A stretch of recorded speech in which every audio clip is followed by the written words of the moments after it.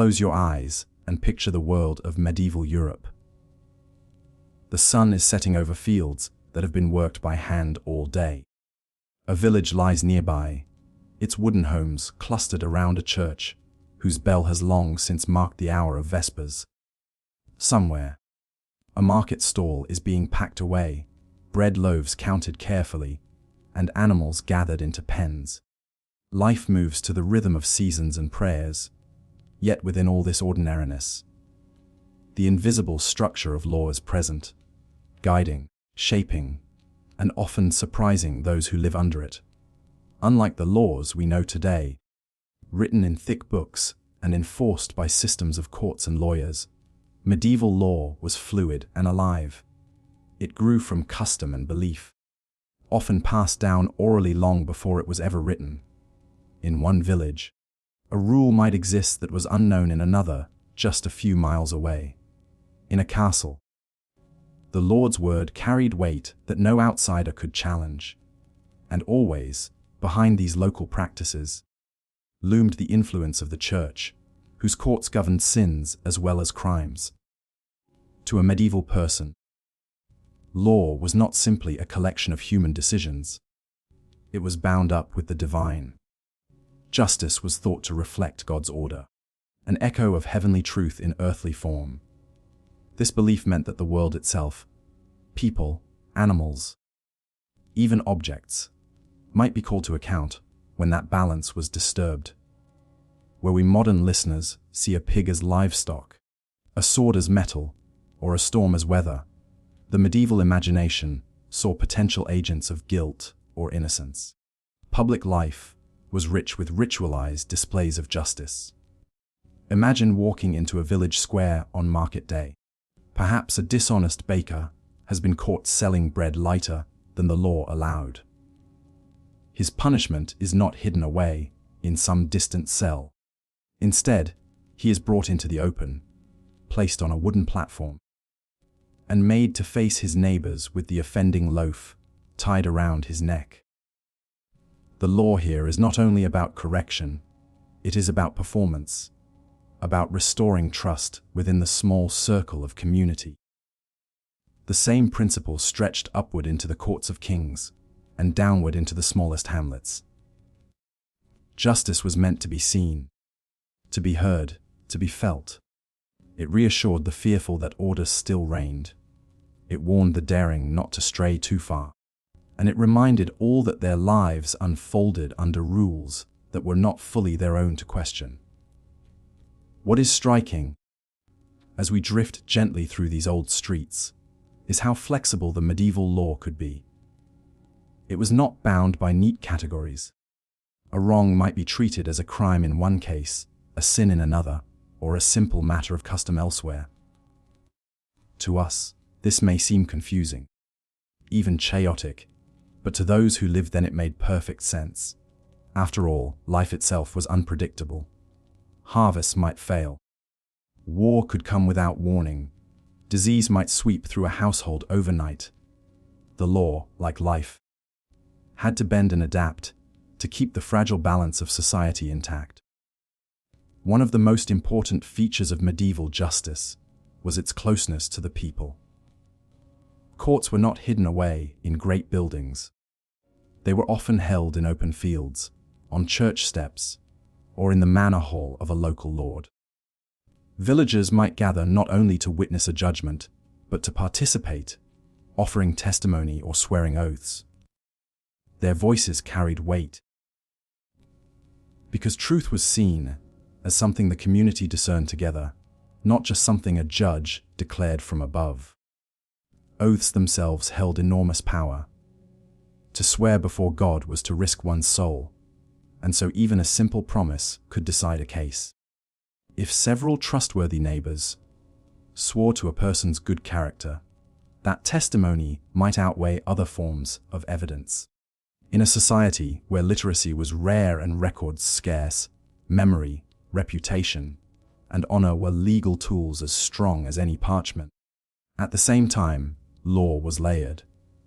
A person might be subject to the authority of their village, their feudal lord, the king, and the church. all at once. Each of these could claim jurisdiction, and disputes often arose over which court should decide a matter.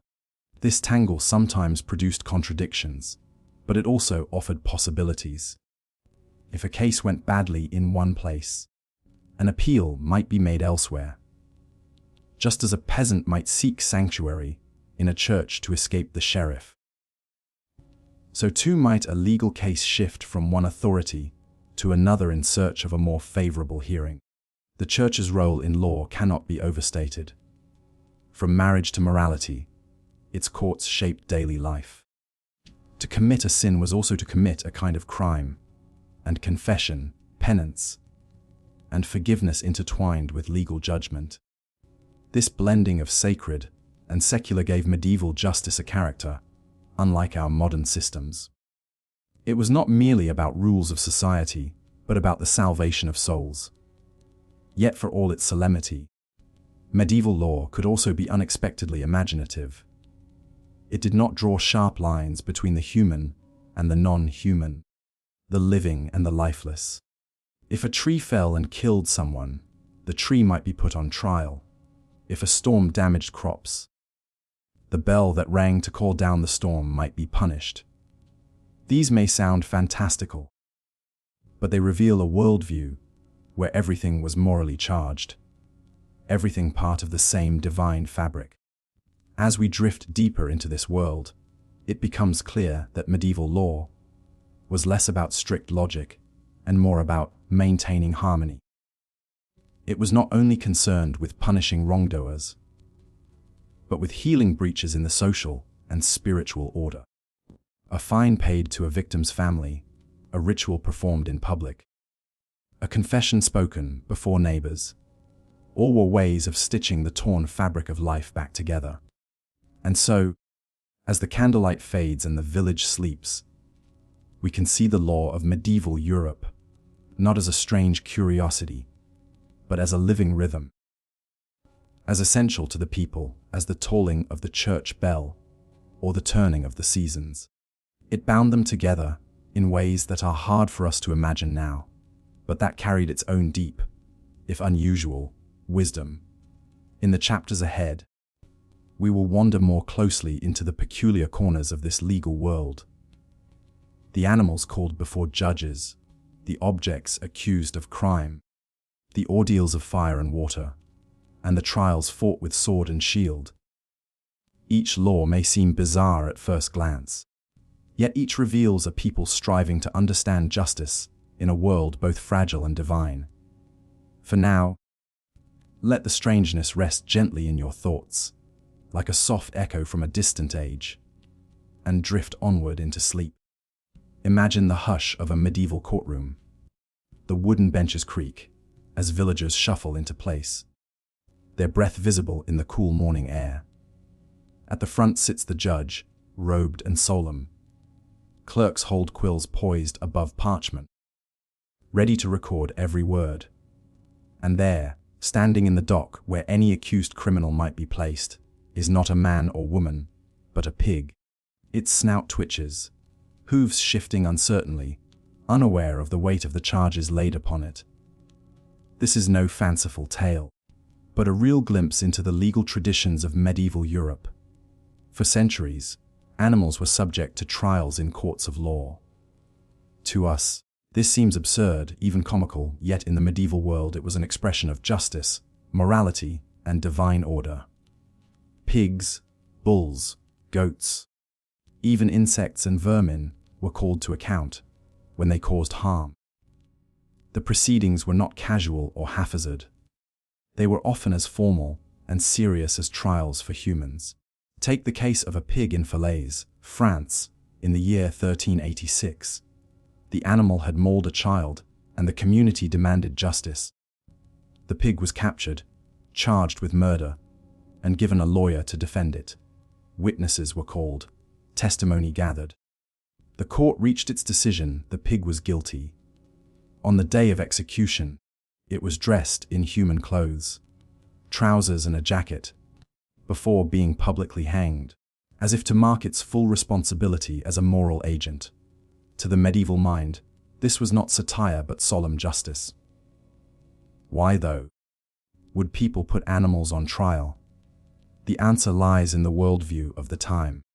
Medieval society saw all of creation as part of a moral order established by God.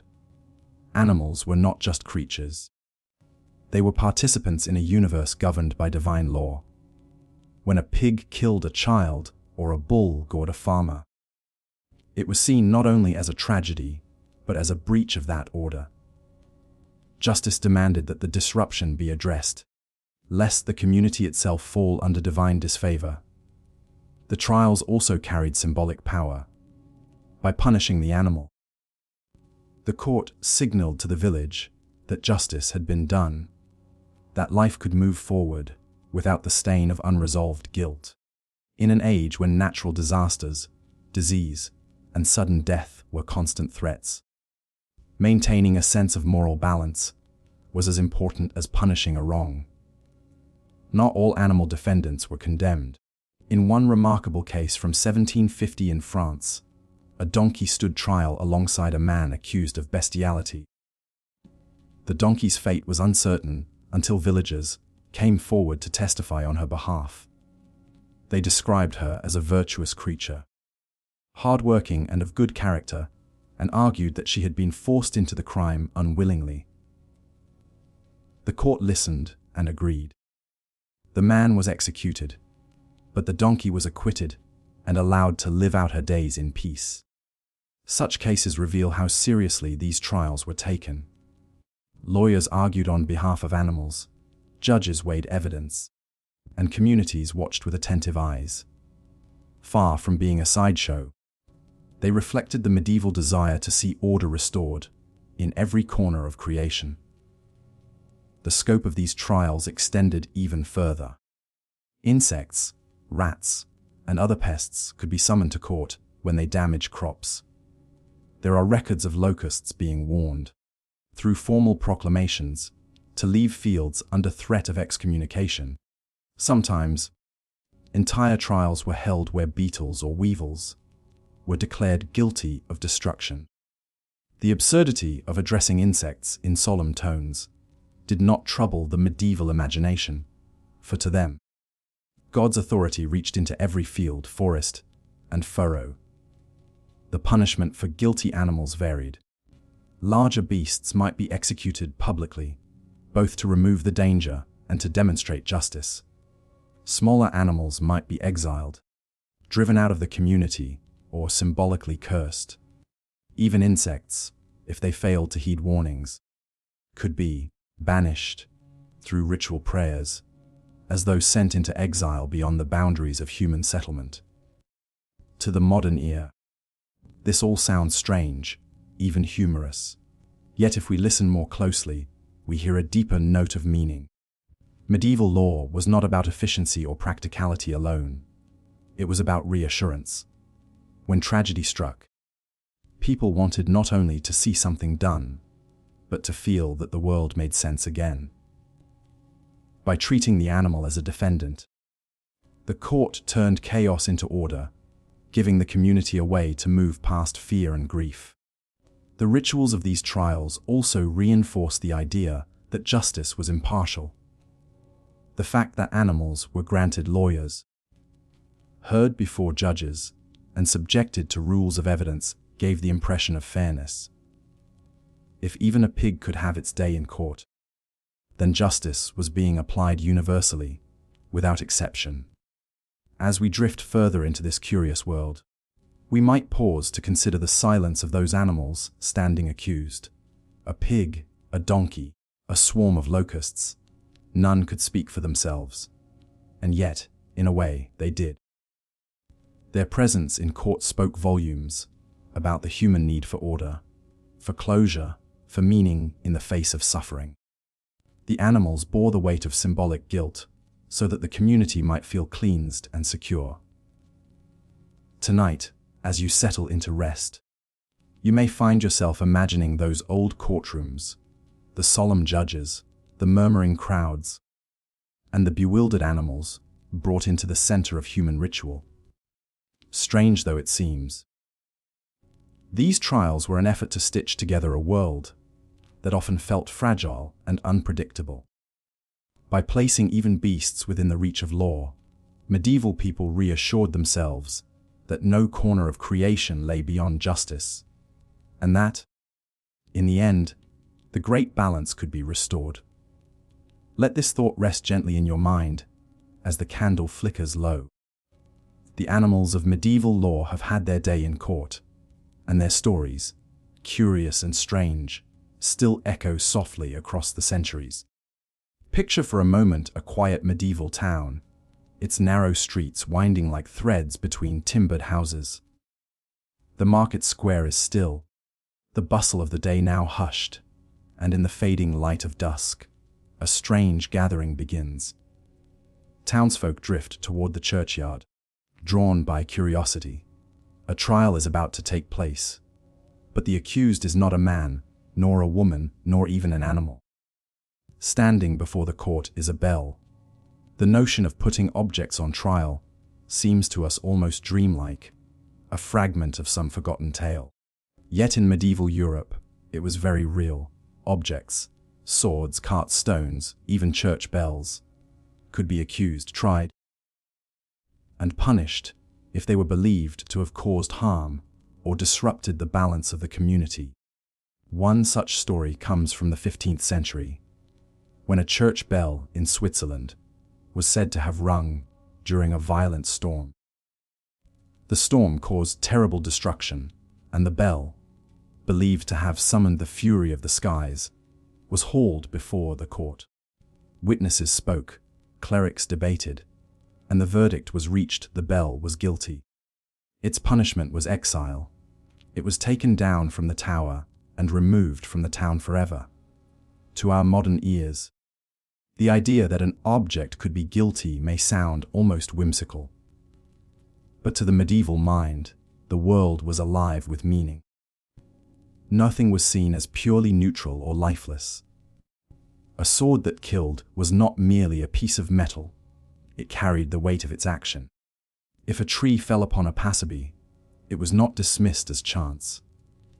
The tree itself might stand trial and be sentenced to removal, as if its very being had turned against the order of creation.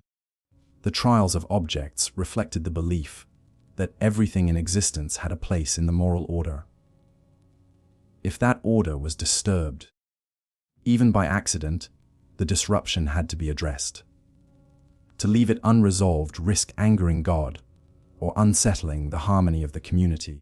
The courtroom became not only a place of judgment but of ritual, where chaos was named, confronted, and set aside. Swords, in particular, often found themselves under scrutiny. A weapon used in murder might be confiscated, declared guilty, and sometimes even ceremonially destroyed or banished from the land. This was more than a symbolic act. It was a way of cleansing the community of the stain of violence. By punishing the weapon, people felt the guilt was not left to linger, haunting those who remained. Carts and mills, too, could be accused if they caused death. In some cases, a cart that ran over a person was taken apart, its pieces scattered or destroyed. A millstone that crushed someone might be moved or ritually condemned. These actions, though strange to us, were meant to acknowledge the tragedy and give form to the grief of the community. Even stones could be put on trial. Records tell of rocks that caused fatal accidents being seized, tried, and cast away. To condemn the stone was to mark the event as more than mere misfortune. It declared that the death had been recognized, judged, and answered. Underlying these practices was the medieval belief that justice was not simply about individuals, but about the entire fabric of creation. Everything, animate or inanimate, was thought to participate in the divine order. If balance was disturbed, some act of judgment was needed to restore it. Without this ritual response, people feared the disorder might spread, drawing down divine displeasure or leaving the community vulnerable to further harm. There was also a practical dimension. Trials of objects gave people a way to express their grief and anger in a world where explanations were scarce. Without knowledge of accidents, physics, or chance as we understand them, it was easier to see tragedy as the fault of a thing. By putting that thing on trial, communities found closure, and the pain of loss could be woven into the broader story of justice. Think for a moment of the bell in Switzerland, carried down from its tower after centuries of service, its voice silenced because it had been judged guilty. The villagers who watched would have felt both sadness and reassurance. Sadness, for the loss of something familiar. Reassurance, because justice had been done and balance restored. In their eyes, the storm was no longer senseless. It had been answered by the law. As we drift through these memories, it becomes clear that medieval justice was not only about punishing wrongdoers, but about giving shape to experiences that might otherwise feel unbearable. A death caused by a cart, a storm summoned by a bell, a life ended by a sword. Each left a wound on the community. The trial of an object was a way of tending that wound, stitching it closed with ritual words and solemn judgment. Tonight, as the room grows quiet around you, let the image of these trials settle gently in your mind. Picture the solemnity of a courtroom, where not just people but things could stand accused. Imagine the villagers gathered in silence, watching as a stone was carried away or a sword broken in judgment. Strange though it seems, it was all part of a world where justice touched every corner of life, where nothing was beyond the reach of order. And so, the objects of medieval law, bells, swords, stones, and trees, remind us of a way of seeing the world that is both alien and strangely comforting. To the people of that age, nothing was meaningless, nothing left without response. Every act, every event, every tragedy could be placed within the fabric of law and belief. In that sense, the trials of objects were not absurd at all, but profoundly human, reflecting a deep need to find meaning, order, and peace. Let that thought guide you gently toward rest. For in a world where even bells and stones could be judged, justice was not only about guilt and innocence, but about healing the unseen wounds of life. The strangeness becomes a lullaby, soft and steady, carrying us across the centuries into a sleep where the balance of all things is quietly restored. In the quiet dawn of a medieval village, the mist hangs low over the fields, and the church bells call the faithful to prayer. For many, life follows a rhythm of work and worship, but hidden within this rhythm is a practice that feels almost dreamlike to us today: the trial by ordeal. To us, it may seem harsh or frightening, yet to the medieval mind, it was not cruelty but clarity. Ordeals were believed to reveal the truth in ways human judgment could not. Imagine a small wooden church, its stone altar lit by flickering candles. A crowd gathers in hushed anticipation. Before them stands a man accused of theft. Though no clear evidence has been found, how can the community decide his guilt or innocence? In their world, the answer lies not in lawyers or juries, but in God's direct hand. The accused will face a trial by ordeal, and through it, the truth will be shown. There were many forms of ordeal, each with its own solemn ritual. The ordeal by hot iron required the accused to carry a glowing piece of metal in their bare hand. Their palm would be bandaged, and days later, the wound inspected. If it healed cleanly, they were declared innocent. If it festered, guilt was assumed. The ordeal by water was equally dramatic.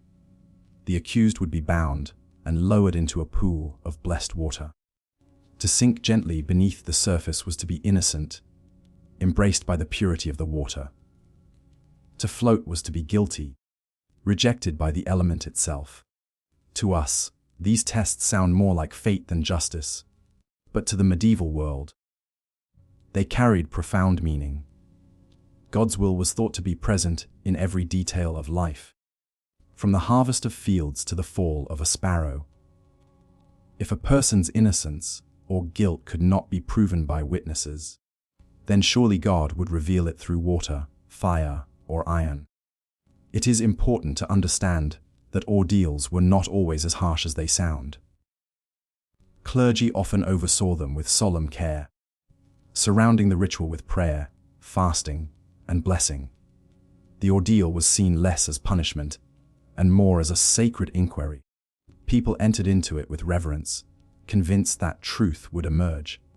Sometimes, the ordeal served not so much to test as to release tension. The outcome, though framed as divine, often reflected the needs of the community. If peace was best served by declaring someone innocent, wounds might miraculously heal when inspected. If guilt seemed certain, the ordeal's results confirmed what was already felt. In this way, ordeals were as much about harmony as they were about evidence. There is a quiet poetry in the rituals themselves. Consider the hot iron glowing red in the stillness of a church. The priest sprinkles holy water, chanting prayers as the accused steps forward. The silence is heavy, the moment stretched like a thread, until at last the iron is lifted and carried. The act is both terrifying and strangely ceremonial, a merging of the human and the divine. The ordeal by water held its own haunting beauty. The surface of the pool reflected the sky above, shimmering with light. As the accused was lowered in, the onlookers watched with a mixture of dread and awe. To sink was to disappear into the depths with a kind of surrender. To float was to rise against the element, exposed and marked. There were other ordeals as well.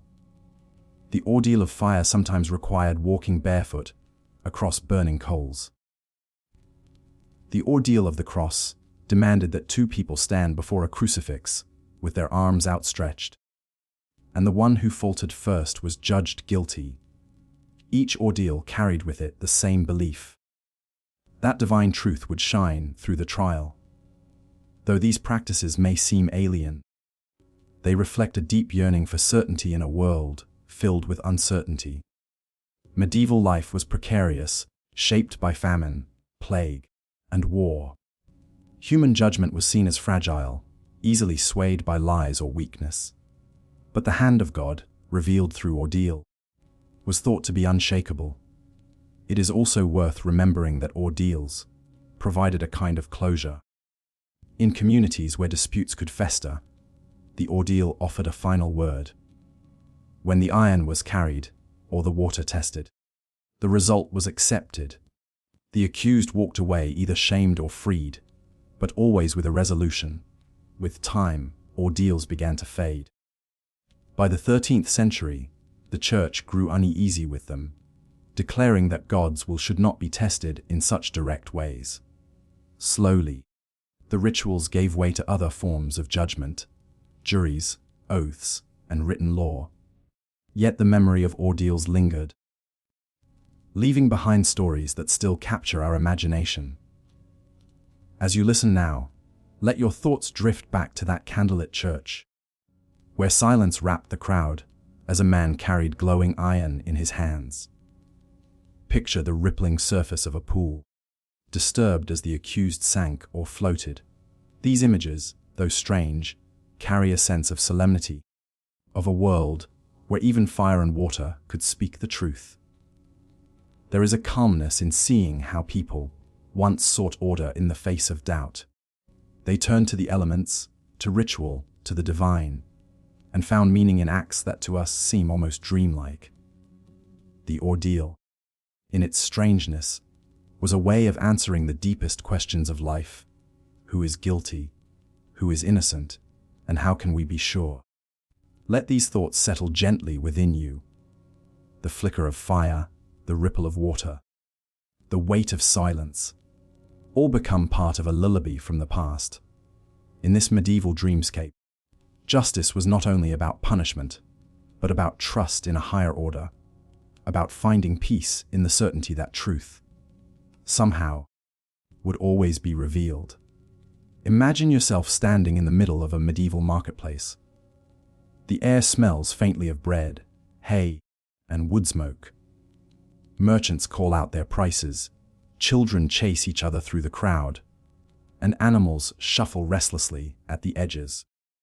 But suddenly, the busy chatter fades as people turn their eyes to the center of the square. Something unusual is happening. A wooden structure has been set up, and a man is being led forward, hands bound. He is not going to prison, nor to execution, but to a punishment meant for all to see. In the medieval world, justice was not hidden behind closed doors. It lived out in the open, woven into the daily life of the community. Punishment was not simply about pain, but about spectacle, about shame, humiliation, and the public gaze. For most crimes, the greatest weight was not what the body suffered, but what the soul endured under the eyes of neighbors. The pillory was one of the most familiar sights of medieval justice. A heavy wooden frame with holes for the head and hands. It locked the offender in place for hours or even days. Villagers would gather, not merely to watch, but to participate. Some jeered. Some laughed. Others threw rotten vegetables or mud. Yet for many, this was less cruelty than ritual. The offender's shame was shared, processed, and released by the community. When the punishment ended, the person often returned to life among their neighbors, their guilt purged by public exposure. There was also the stocks, a similar device that confined the feet and sometimes the hands. Placed in a busy square, the offender sat helpless, enduring the passing glances and scorn of the crowd. It was a punishment of endurance, not only of discomfort, but of the unbearable weight of being seen. Other punishments took on a theatrical quality. Bakers who sold bread too light were sometimes paraded through town, with their false loaves hung around their necks. Butchers who cheated customers might be forced to carry spoiled meat before the crowd.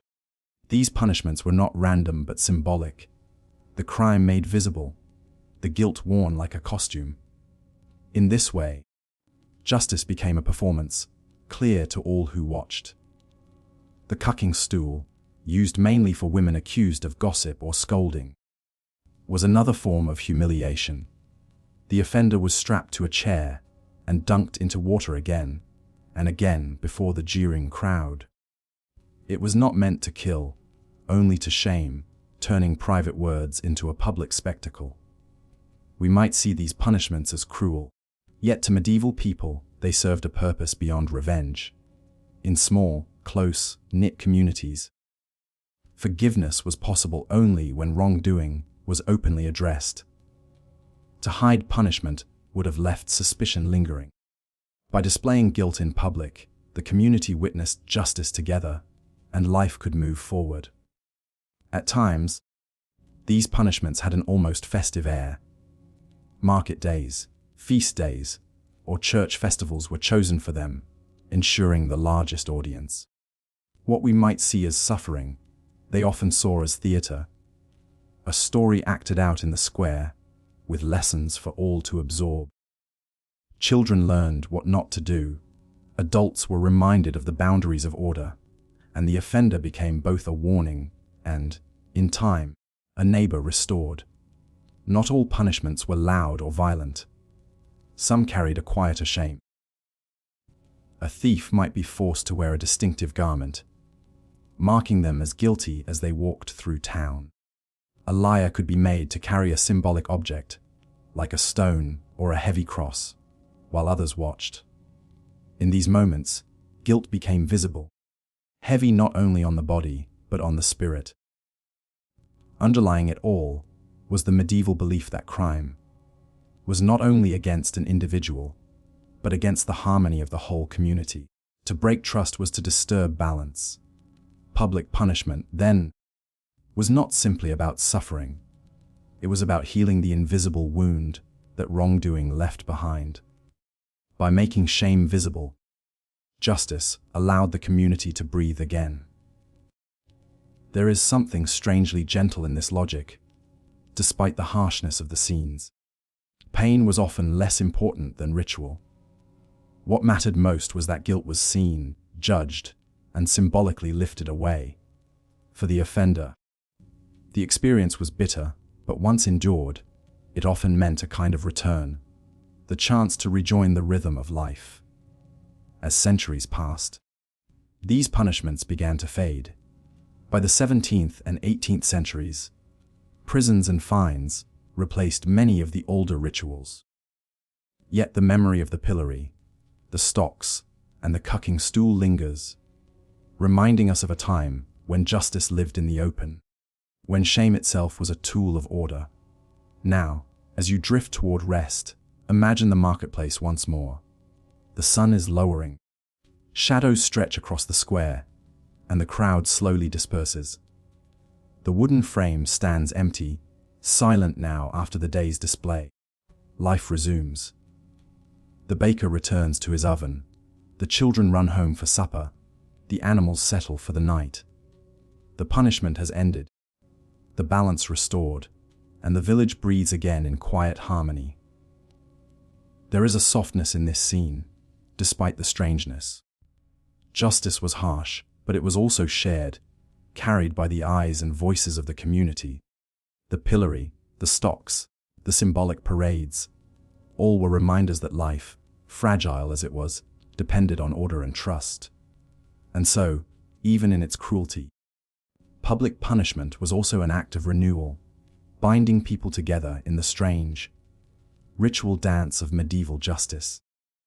Picture a quiet medieval village at dawn. The sun is just lifting over the rooftops, roosters crow, and a few early risers head to the fields.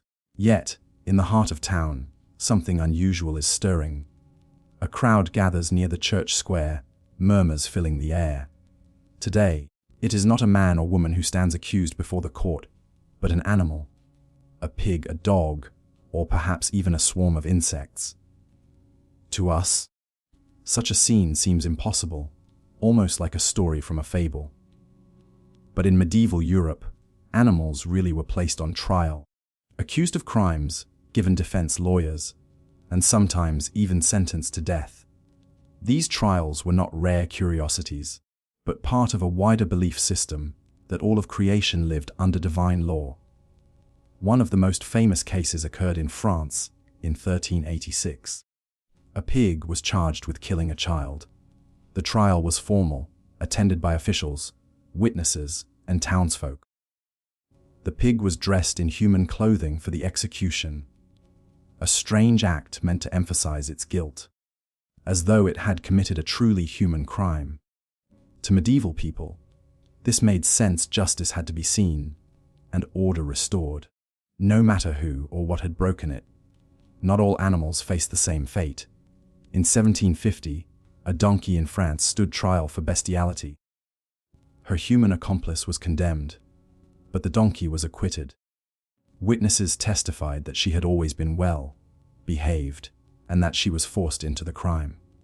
Her good character saved her life. Such stories may sound absurd, but they reflect how seriously medieval people viewed moral order.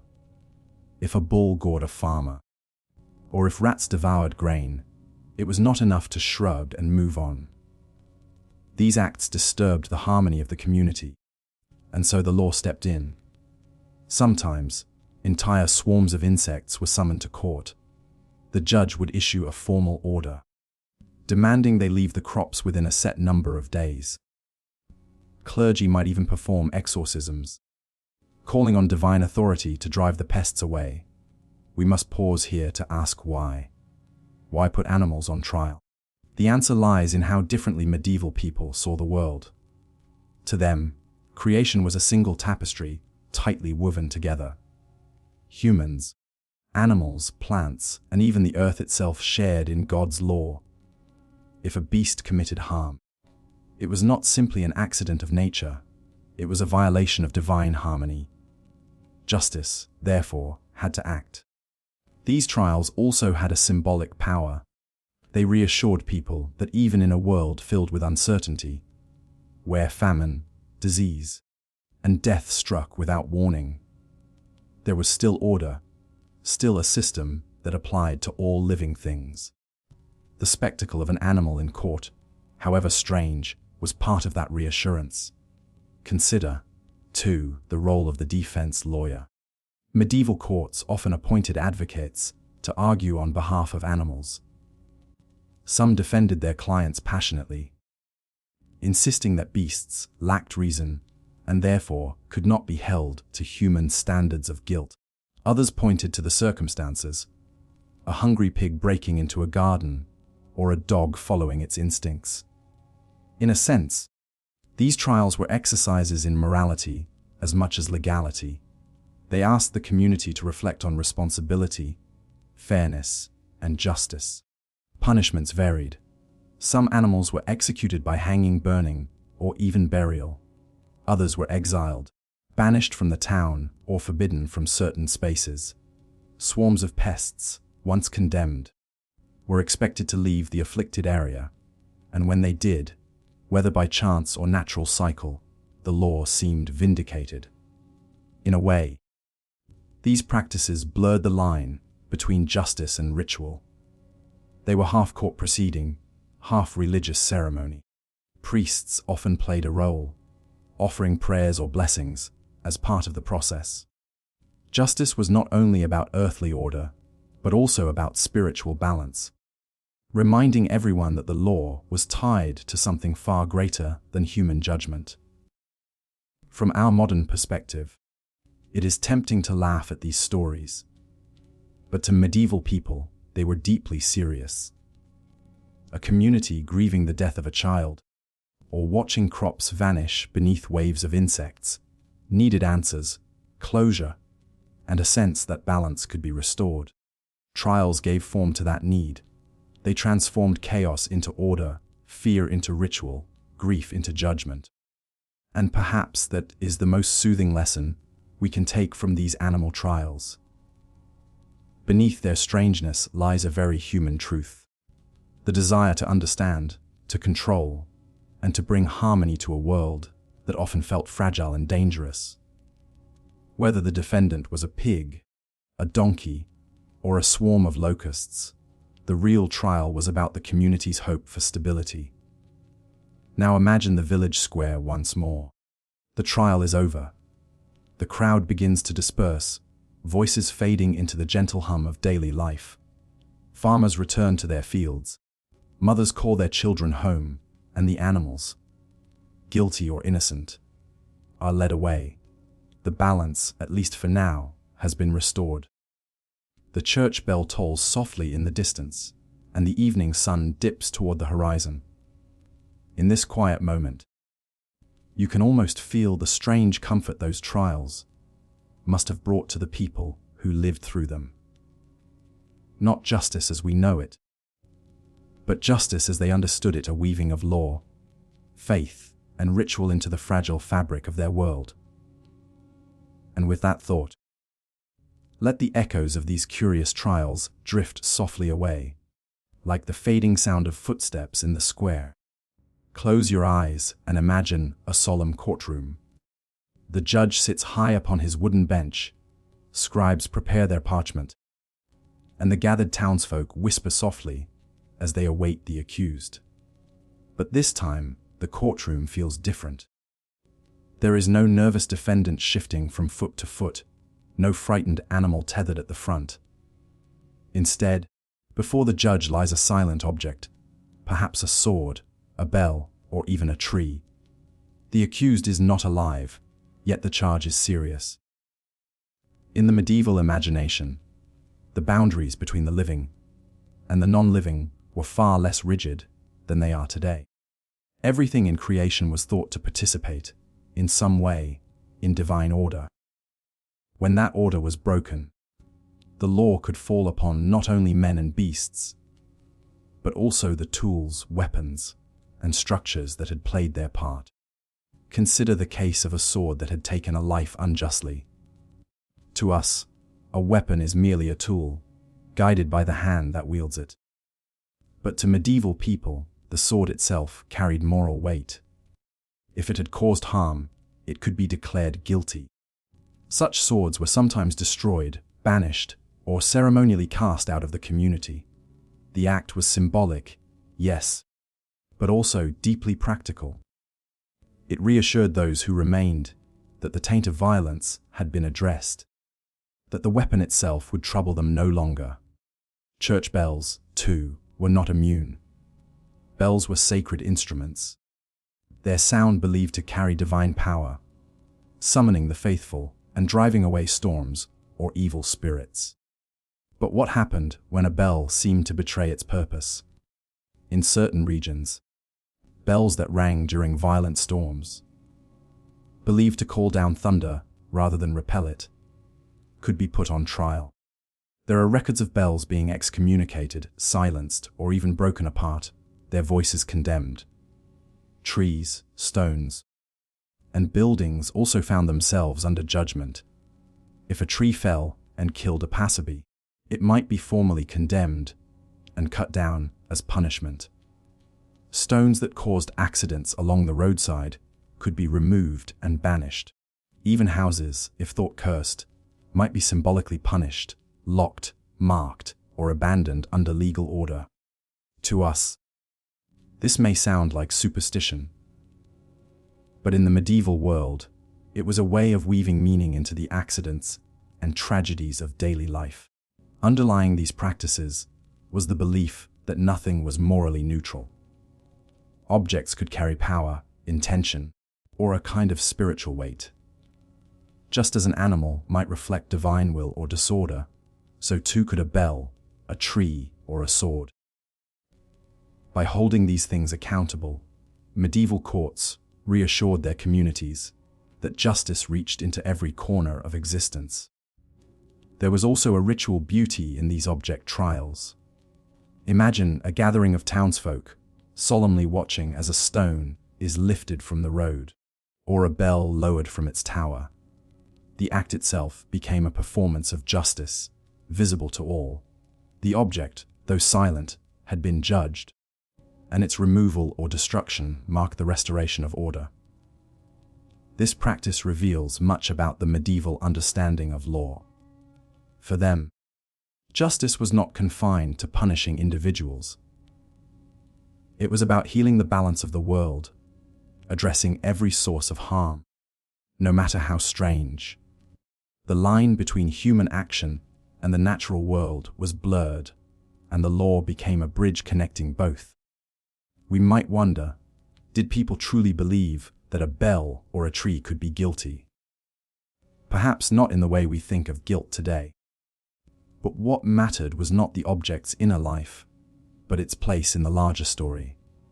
A bell that summoned storms, a tree that killed, a weapon that betrayed, all became symbols of disorder. To try and punish them was to tell a story of restoration, one that the community could witness and believe in. As the centuries passed, these object trials gradually faded. Rational explanations replaced symbolic ones, and the idea of punishing things lost its hold. Yet echoes of the practice remain. Even today, we sometimes speak of cursed objects, unlucky buildings, or tools that seem to misbehave. The impulse to weave meaning into the material world lingers, reminding us that our ancestors saw the world as far more alive than we usually allow. Now picture the courtroom once more. The trial is ending. The scribes roll up their parchments, the judge lowers his gavel, and the townsfolk slowly file away. The object remains, silent as always, yet changed in the eyes of the people.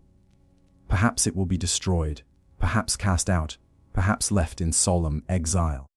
Whatever its fate, the balance has been restored. Outside, the sky darkens.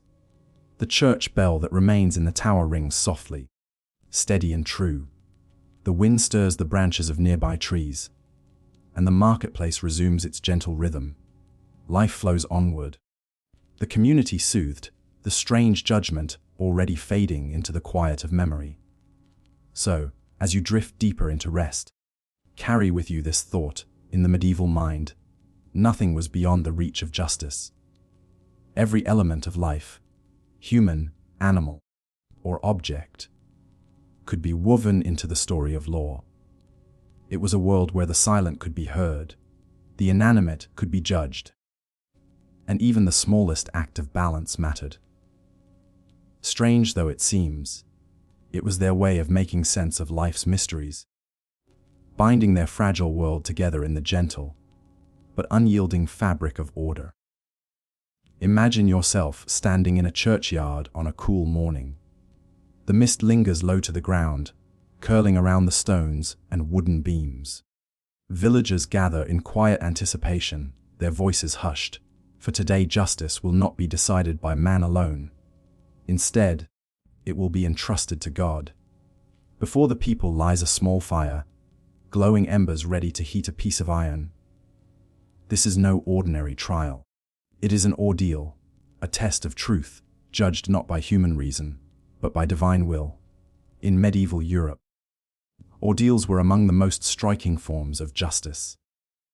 When human testimony was uncertain, when evidence was lacking, or when the truth seemed hidden, the community looked upward for answers. The belief was simple yet profound. God would protect the innocent and reveal the guilty. Justice, then, was placed in the hands of the divine. One common ordeal was the trial by hot iron. The accused would lift a piece of glowing iron and carry it a set distance, often 9 paces. Their hand would then be bandaged, and after 3 days, the wound would be examined. If it healed cleanly, the accused was declared innocent. If infection appeared, guilt was assumed. The logic may seem strange to us, but to medieval minds, it was perfectly reasonable. Illness or festering wounds were seen not just as natural, but as signs of divine displeasure. Another was the trial by cold water. The accused, bound and lowered into a pond or river, faced the judgment of purity itself. If they floated, it meant the water, a sacred element of baptism, had rejected them. Proof of guilt. If they sank, they were considered innocent, though the risk of drowning was great. To modern eyes, this ordeal reveals a tragic flaw, but to medieval people, it reflected the ultimate trust in God's hand. Perhaps the most dramatic was the trial by combat, which allowed disputes to be settled by physical contest. Sometimes the accused fought their accuser directly. Other times champions were chosen to battle on their behalf. The belief was clear: God would grant victory to the rightful party. These combats could be brutal, but they were also highly ritualized, bound by strict rules and observed by solemn witnesses. Interestingly, trial by combat was not limited to knights or strong men. Women, clergy, and even the elderly could demand it, though they often hired champions to fight in their place. To us, these ordeals seem cruel, even absurd, yet, in their own context, they carried a strange kind of reassurance. When human judgment failed, when witnesses lied or evidence was lacking, ordeals offered certainty. They placed the unbearable burden of truth into divine hands, making the outcome unquestionable. Whatever happened, the community could believe that justice had been served, not by human bias but by God's will. Ordeals also held deep symbolic meaning. The elements themselves, fire, water, iron, combat, were more than tools. They were sacred forces. Fire purified, water cleansed. Iron carried strength, combat revealed courage. Each ordeal was not only a legal test, but also a spiritual act, binding law and faith together.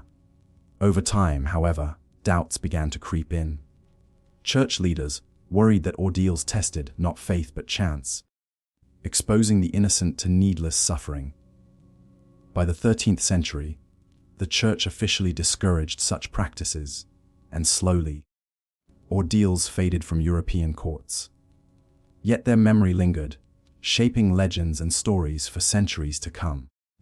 It is worth pausing here to reflect on the emotions these ordeals stirred in medieval people. Imagine the silence as a man steps forward, a hand outstretched toward the iron. Imagine the sharp intake of breath as a woman is lowered into cold water, bound tightly. For the community, these were moments of tension, fear, and hope. When the verdict came, whether through healing or drowning, victory or defeat, it was accepted as truth. The ordeal had spoken, and justice was done. For us, drifting through history with quiet curiosity, these ordeals remind us of how fragile justice once was, and how much trust people placed in the unseen. Where we rely on evidence and reason, they relied on faith and ritual.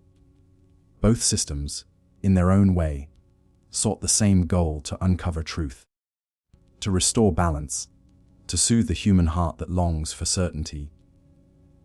Now picture once more the churchyard at dusk. The embers of the fire fade into soft glow, the iron rests cold upon the earth, and the crowd disperses in murmurs. The trial has ended. For better or worse, the community believes the truth has been revealed. The night settles gently, stars appearing above, and life continues in the rhythm of faith and law. As you let this image rest in your mind, you may find a kind of quietness in it. However strange or harsh these ordeals seem, they carried within them a deep yearning for order, for clarity, for divine assurance in a world of uncertainty. And perhaps that longing, across centuries, is something we can still understand. The desire to believe that truth will always, somehow, reveal itself. The field is quiet in the early morning. Mist curls above the grass, the ground still damp with dew. A crowd gathers at the edges, keeping their distance, yet their eyes are fixed on the two figures who stand at the center. One grips a sword. The other holds a wooden shield. Soon justice will be decided not by parchment or by words, but by strength, endurance, and divine favor. This is trial by combat, one of the most dramatic and unsettling ways medieval people sought the truth. In an age when witnesses could be unreliable and written records were scarce, disputes often came down to one person's word against another's. In such moments, the community turned not to judges or juries, but to God. The belief was clear: God would grant victory to the innocent. Strength and skill mattered, yes, but the ultimate outcome was seen as divine judgment. The battlefield became a courtroom, the sword a gavel, and the clash of arms the voice of truth. Trial by combat was not a simple duel. It was highly formal, bound by ritual and law. Before the fight began, oaths were sworn, declaring innocence or accusing guilt. Weapons were chosen and rules were set. Sometimes, elaborate arenas were built, with barriers, banners, and noble spectators. Other times, the combat took place in a plain field, the earth itself serving as witness. Surprisingly, trial by combat was not limited to knights or trained warriors. Any free person could demand it if they felt wronged and could not prove their case by other means. Women, the elderly, or the infirm were often granted special allowances.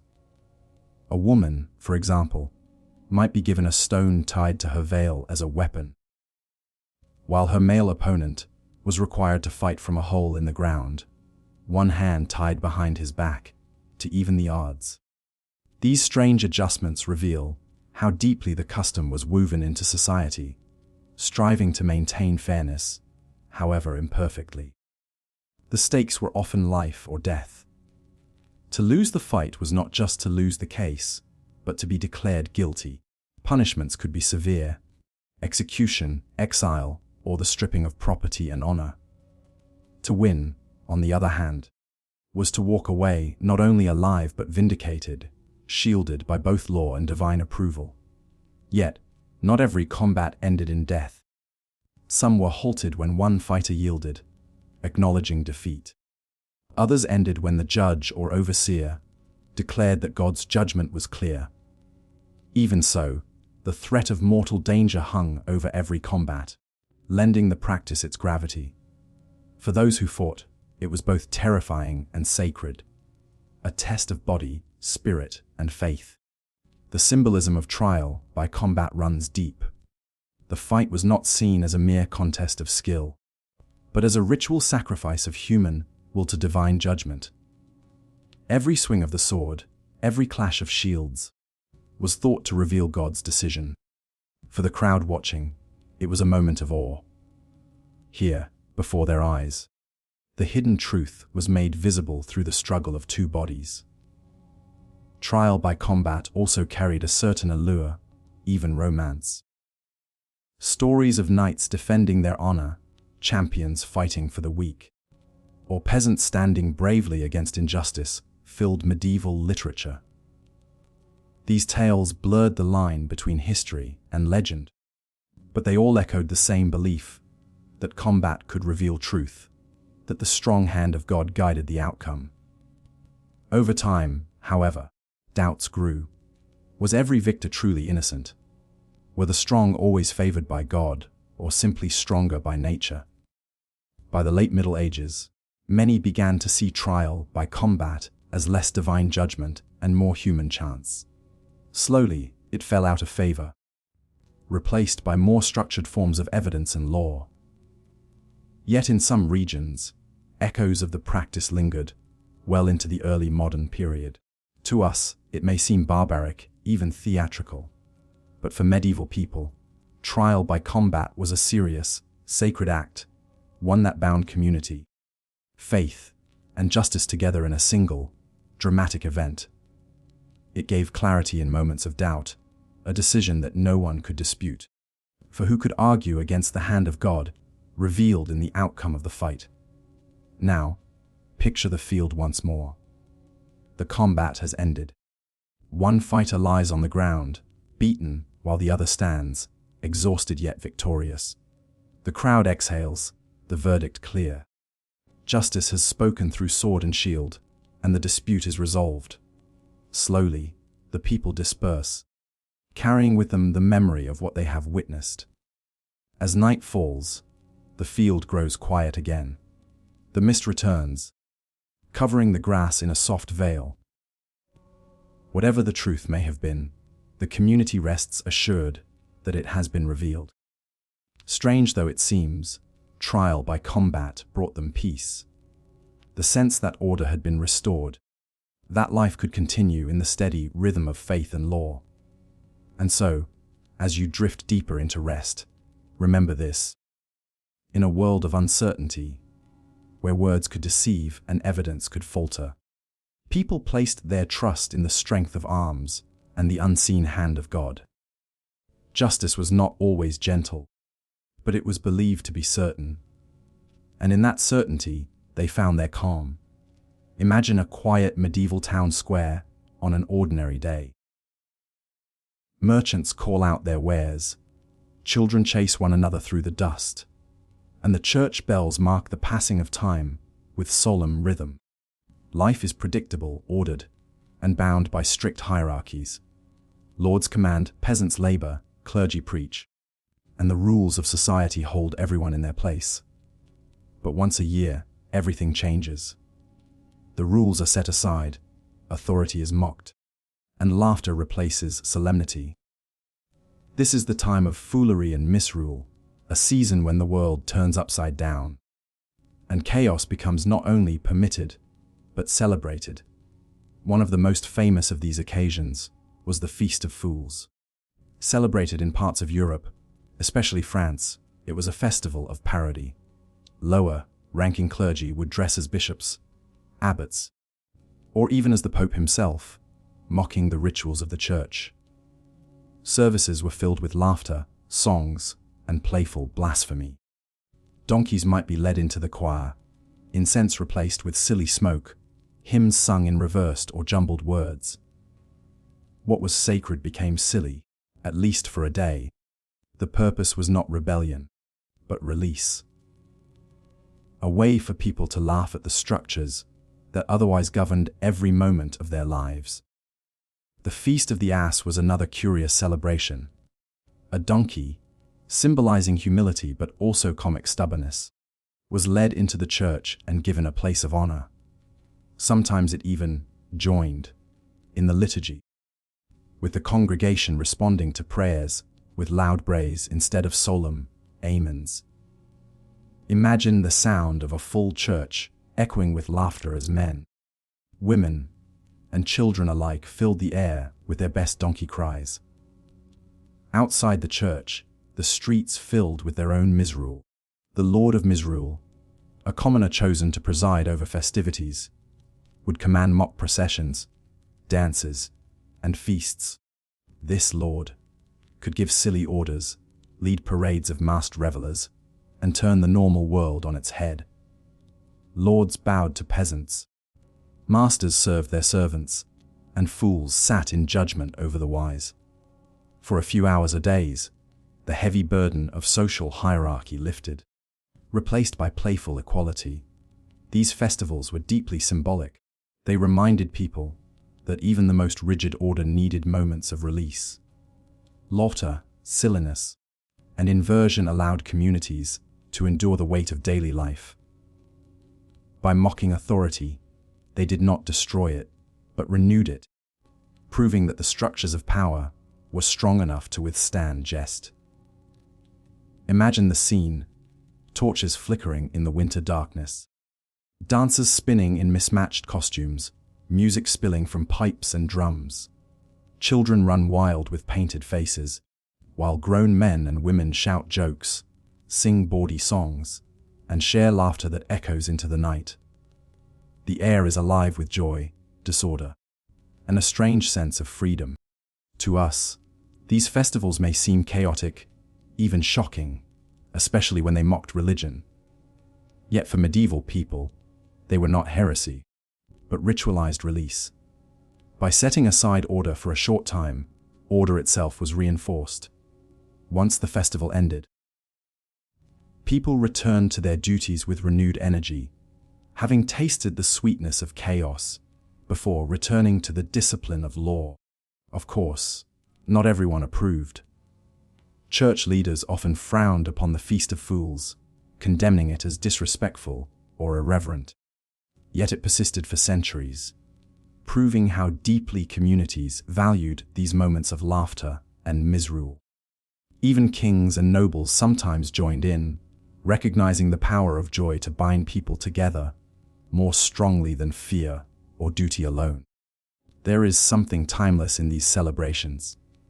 Even today, echoes remain in carnivals, festivals, and holidays when costumes, laughter, and parody take center stage. In every culture, there is a need for moments when the world turns upside down, if only to remind us of why we value order the rest of the time. Now, picture the town square once more. The festival has ended.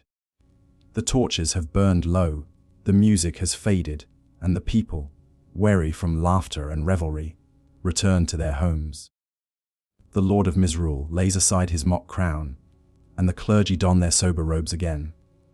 Silence returns, and with it, the familiar rhythm of ordinary life. Yet for those who were there, the memory lingers. The laughter, the braying donkey, the turning of the world upside down, all remain tucked away in the heart. A reminder that even in the strictest of ages, joy found its place. And as you drift deeper into rest, perhaps you too can carry this thought, that order and chaos, solemnity and laughter, all belong together in the fabric of human life.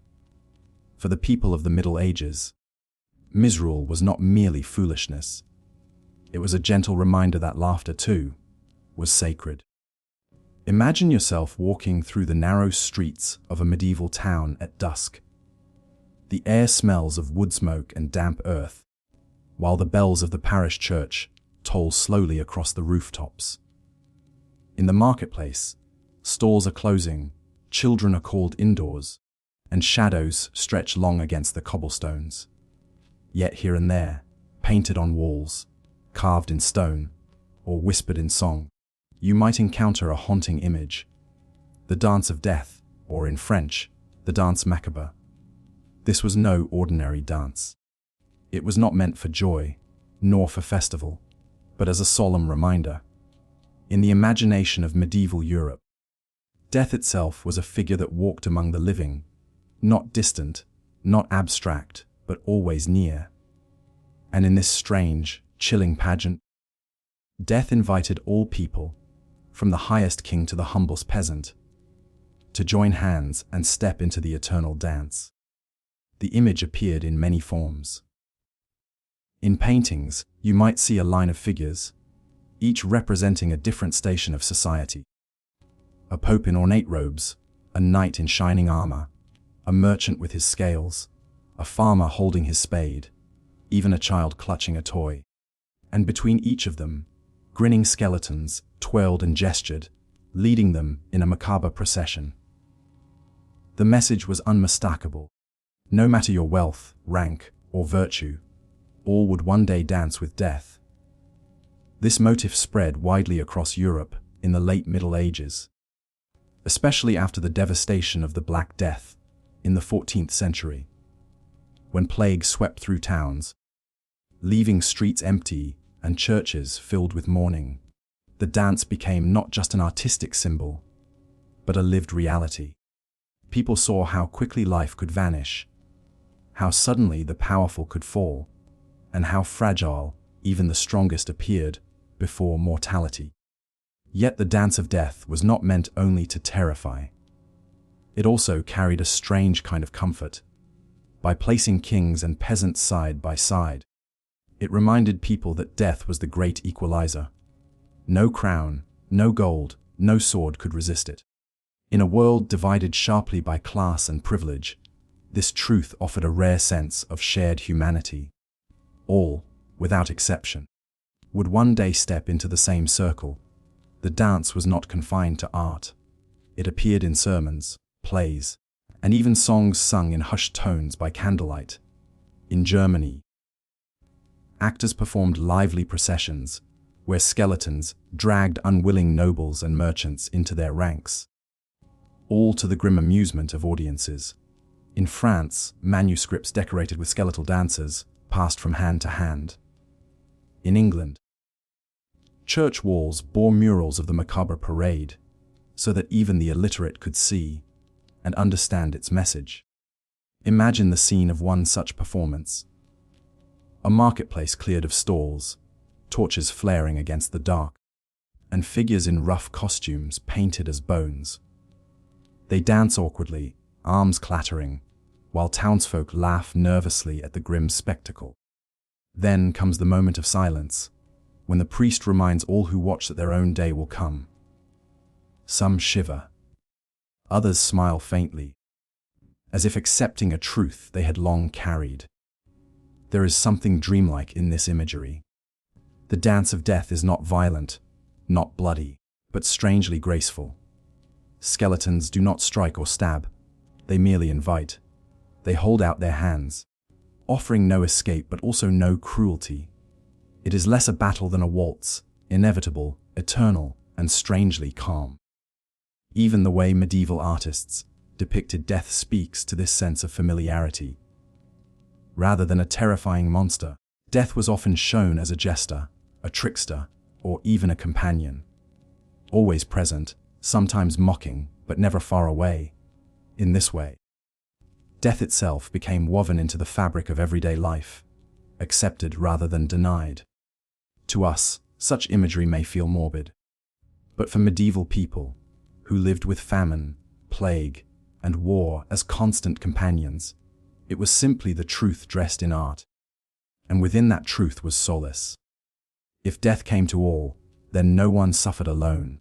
The dance embraced everyone, rich and poor alike, turning sorrow into a kind of strange equality.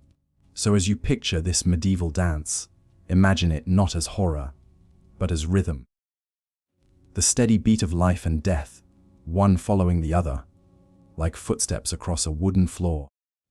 Imagine the torchlight flickering across painted skeletons, the faint strains of a pipe or drum, and the long line of figures. King, bishop, knight, farmer, child, all stepping together into the same eternal circle. And as the last torch burns low, and the music fades into silence, the dance does not end. It continues quietly, unseen, always present, reminding those who remain that life is precious precisely because it does not last forever. So let the rhythm of this medieval dance settle into your thoughts as you drift towards sleep. Not fearful, not heavy, but steady, like the slow tolling of a bell in the distance. The dance of death was, and is, less about endings than about acceptance. A gentle reminder that all of us, in time, will share the same quiet waltz. Picture a broad field at dawn, the air cool and still, dew clinging to the grass. A crowd gathers slowly, murmuring in anticipation. At the center, two figures stand apart, weapons in hand, each facing the other with tense silence. This is not a tournament, not a soldier's battle, but a courtroom. For in the strange logic of medieval Europe, justice could be proven not by words alone, but by the outcome of combat. Trial by combat, or judicial duel, was a legal practice that allowed disputes to be settled through physical struggle. The belief was simple. Though to us it may seem bewildering, God would not allow the guilty to triumph.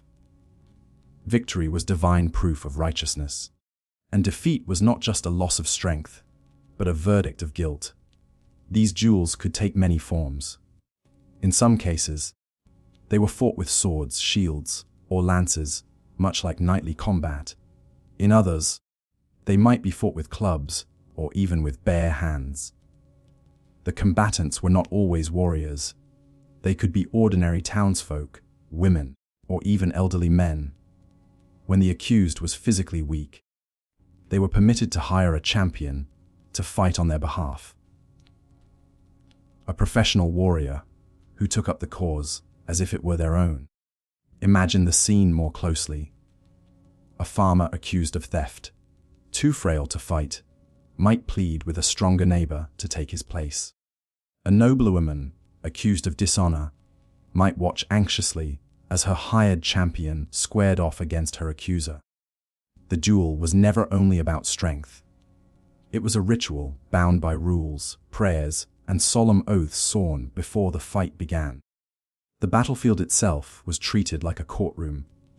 Fences enclosed the space, officials presided, and clerics invoked God's judgment. Before striking a single blow, the fighters swore that their cause was just, their words true, and that they trusted God to reveal the right through combat. The crowd, gathered as witnesses, knew they were not simply watching a fight. They were watching justice unfold. Yet the results could be both strange and tragic. Consider the duel of Jean de Carriges and Jacques Legris in 1386, one of the most famous trials by combat in France. Carriges accused Legris of raping his wife, Margaret. Unable to prove the crime through witnesses alone, the matter was brought before the king, who authorized a judicial duel. On a frosty December day, the two men fought savagely before a throng of nobles and commoners alike. Carriages ultimately struck Legris dead, and Margaret's claim was thus vindicated, her honor preserved not by testimony, but by the edge of a blade. For the participants, the stakes were immense. A victor walked away with their claim upheld, their honor intact, and the favor of divine judgment upon them. But the defeated faced more than death in combat. If they survived but were judged guilty by defeat, they might be executed, disgraced, or stripped of property and title. To lose was not merely personal, it was a public declaration of moral failure. Women, surprisingly, had their own place in this system. While they rarely fought personally, records tell of unusual cases where women took up arms themselves. In parts of Germany, a woman could fight a man under carefully adjusted rules. The man would be placed in a pit up to his waist, armed with a club, while the woman circled above with stones wrapped in cloth. The imbalance of strength was thus adjusted, creating a bizarre but recognized form of fairness. Accounts survive of such duels, some ending in victory for the woman, others in defeat. Trial by combat was more than violence. It was theater ritual and law intertwined.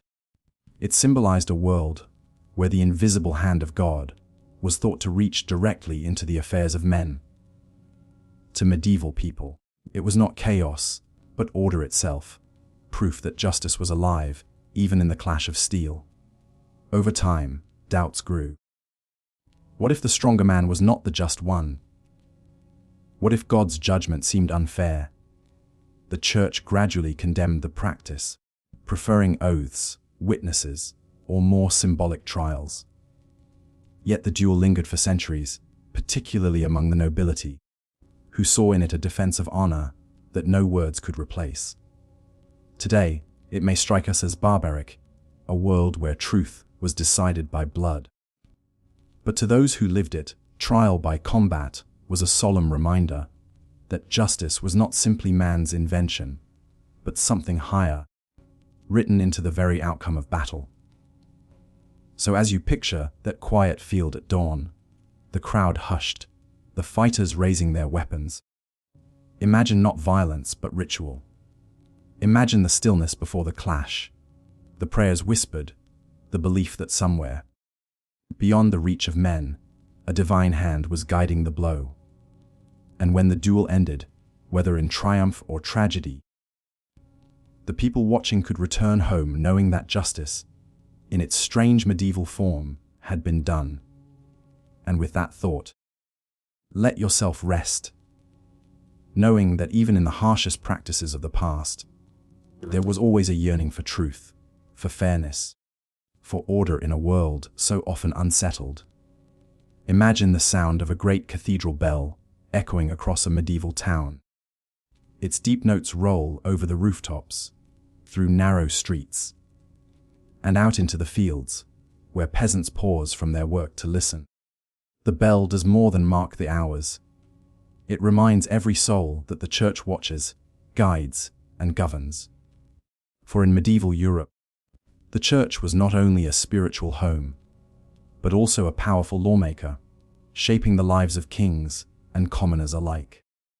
The body of rules known as canon law touched nearly every aspect of existence.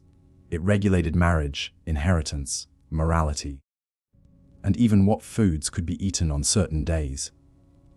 Where royal courts might concern themselves with theft or land disputes, the church concerned itself with the soul. And in a world where salvation was the highest goal, its authority was immense. Marriage, for example, was seen not just as a social arrangement, but as a sacred sacrament.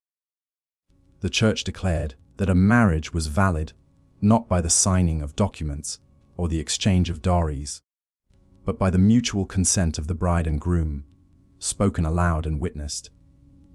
Yet rules swirled around it. Certain degrees of kinship were forbidden, requiring complicated charts of family relations to prove that bride and groom were not too closely related. In some cases, marriages could be annulled years later if kinship was discovered, unraveling families and fortunes alike. Confession and penance were another area deeply bound to church law. To confess sins and receive absolution was more than a spiritual act. It was a legal duty of sorts, a requirement of membership in the Christian community. The penances imposed could be light, such as prayers or fasting, or heavy, such as long pilgrimages to distant shrines. In this way, sin was treated not unlike crime. There were penalties, remedies, and a system of judgment to restore order. The church also policed behavior through its vast network of courts. These were not confined to monasteries or cathedrals, but existed in towns and cities across Europe. Priests, monks, and bishops presided, deciding cases that ranged from disputes over wills to accusations of heresy. Ordinary people might find themselves summoned before a church court for gossip, swearing, or working on holy days. Even minor offenses could carry weight, for they were seen not only as disruptions of society, but as wounds to the soul. Among the most striking aspects of canon law were the restrictions placed on everyday pleasures. Meat, for instance, was forbidden during Lent and on numerous fasting days throughout the year. Entire kitchens had to adapt, relying on fish, grains, and vegetables for long stretches of time. To break these dietary rules was not merely disobedience, but a spiritual failing. Subject to confession and penance. Imagine the careful planning of a medieval household, adjusting recipes and rations to fit the calendar of the church. Education, too, fell under church oversight. The great universities that blossomed in Paris, Bologna, and Oxford began as church institutions, their rules shaped by clerical authority. Students were bound not only by academic expectations, but by moral codes enforced by ecclesiastical courts. To misbehave was not only to risk expulsion, but to risk censure by the church itself. Heresy, however, was treated with a far heavier hand. To deny or twist the teachings of the church was not simply a difference of opinion. It was seen as a danger to the entire community, threatening both souls and social harmony. Inquisitions, special courts devoted to rooting out heresy, became infamous in later centuries. Yet, even in their earliest forms, they reflected the same belief, that spiritual errors were as grave, or graver, than any theft or murder.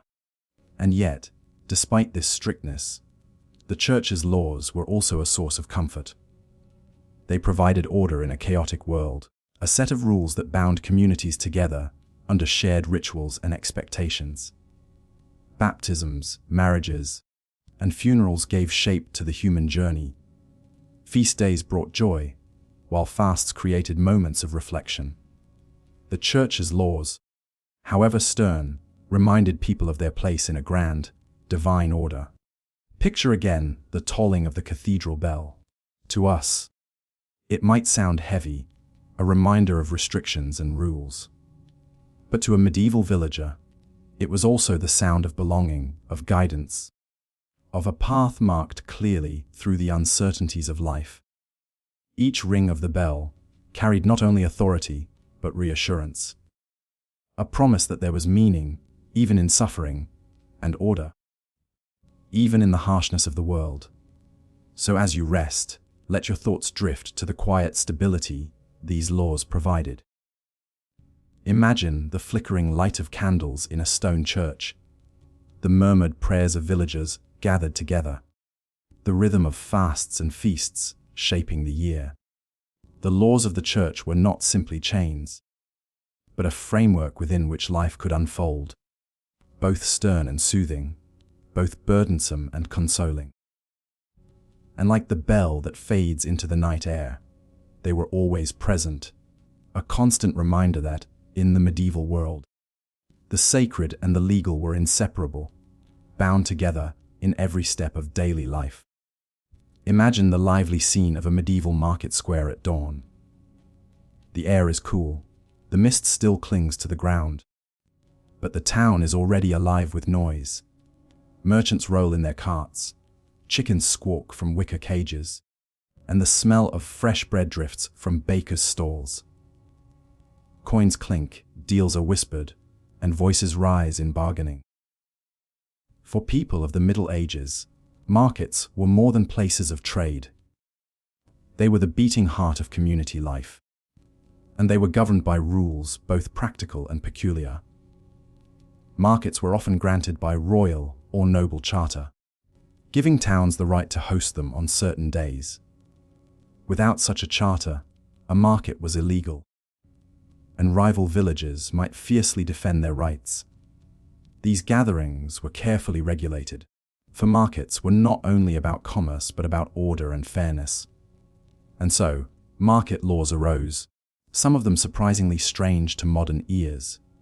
One common rule concerned the assize of bread and ale. To us, bread and ale are simple foods, but in the medieval world, they were staples of life, consumed by rich and poor alike. To prevent cheating, authorities created strict laws controlling their price, weight, and quality. A baker who sold underweight bread, or a brewer who watered down ale, could face harsh punishment. Sometimes, the penalty was public humiliation, being dragged through the streets, beaten, or even forced to sit in a pillory, with their faulty bread hung around their necks. Another curious law was the prohibition against forestalling. This meant buying up goods before they reached the market, in order to sell them later at higher prices. Authorities saw this as dishonest, a way to cheat the community. To forestall was to disrupt the natural flow of trade, and offenders could be fined or even imprisoned. Imagine a sly merchant waiting on the road to snatch up sacks of grain before they reached the square.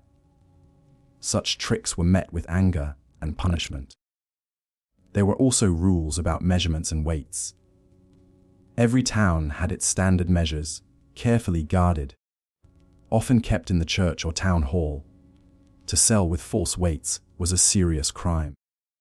Merchants caught using trick scales might have their goods confiscated, their stalls destroyed, or worse. The fairness of the market was considered sacred, for cheating in trade was cheating one's neighbors. Markets were not only about goods, but about people. Laws tried to regulate who could trade, where stalls could be placed, and even the behavior of buyers.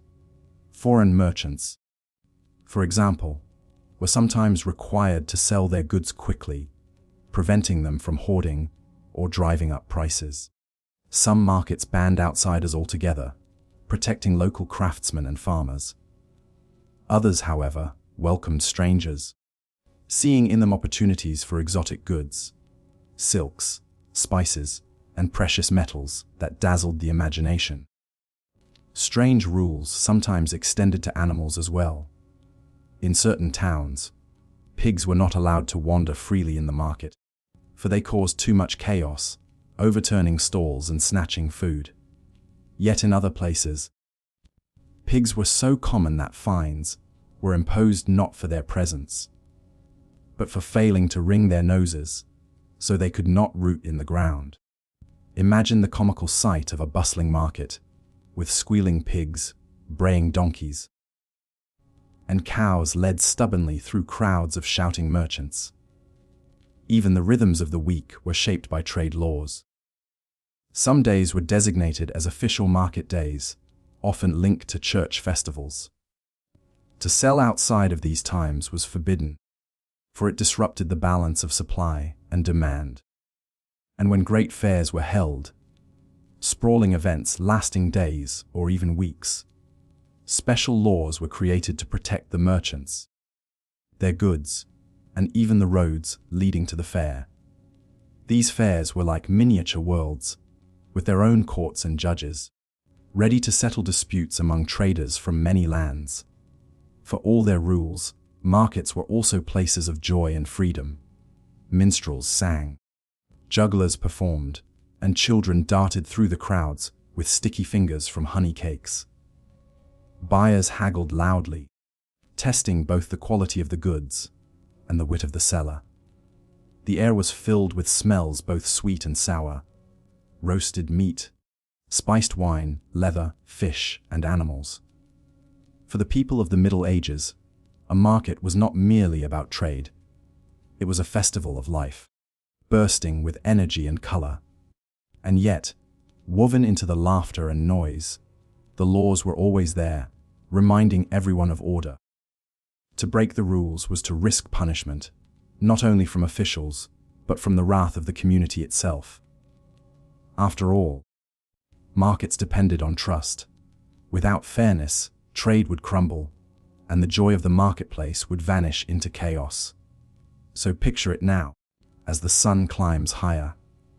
The stalls are crowded, coins pass from hand to hand, and the market hums with life. A baker adjusts his loaves, careful not to short the weight. A brewer pours ale, under the watchful eye of the ale tasters.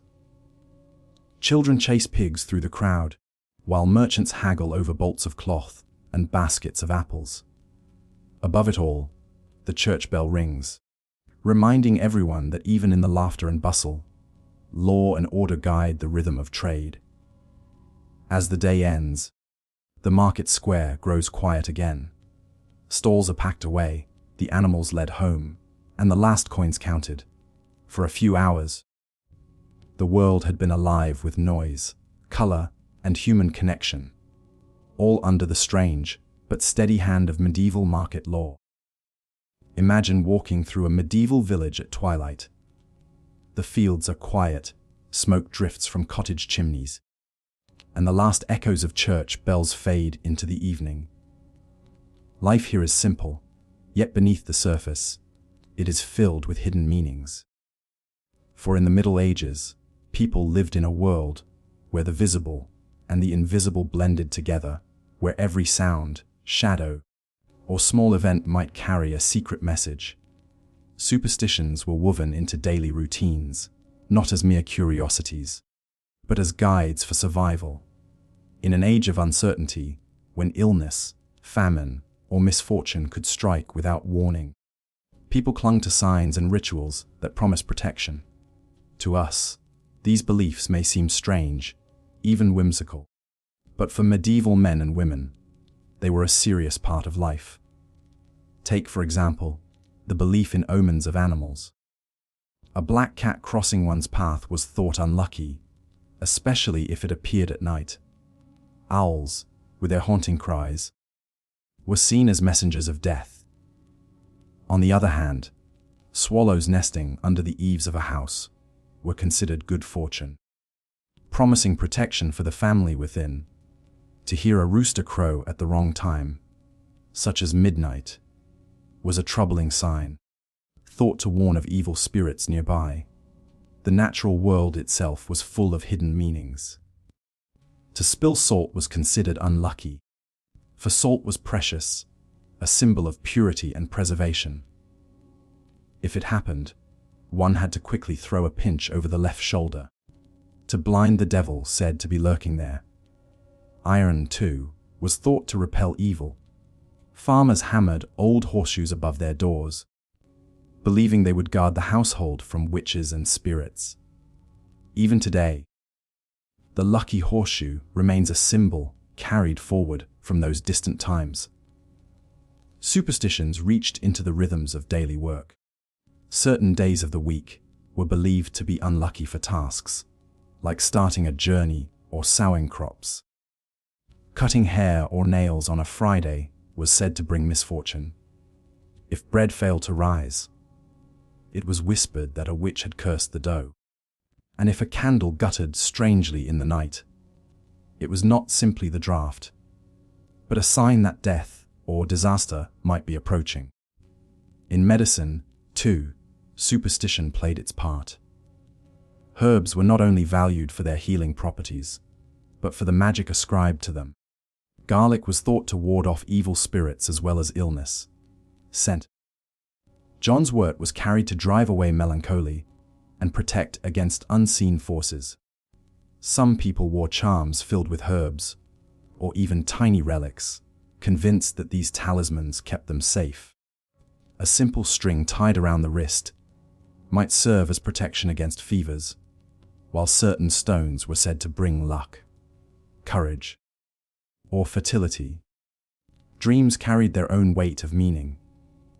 A dream of teeth falling out was thought to foretell the death of a loved one.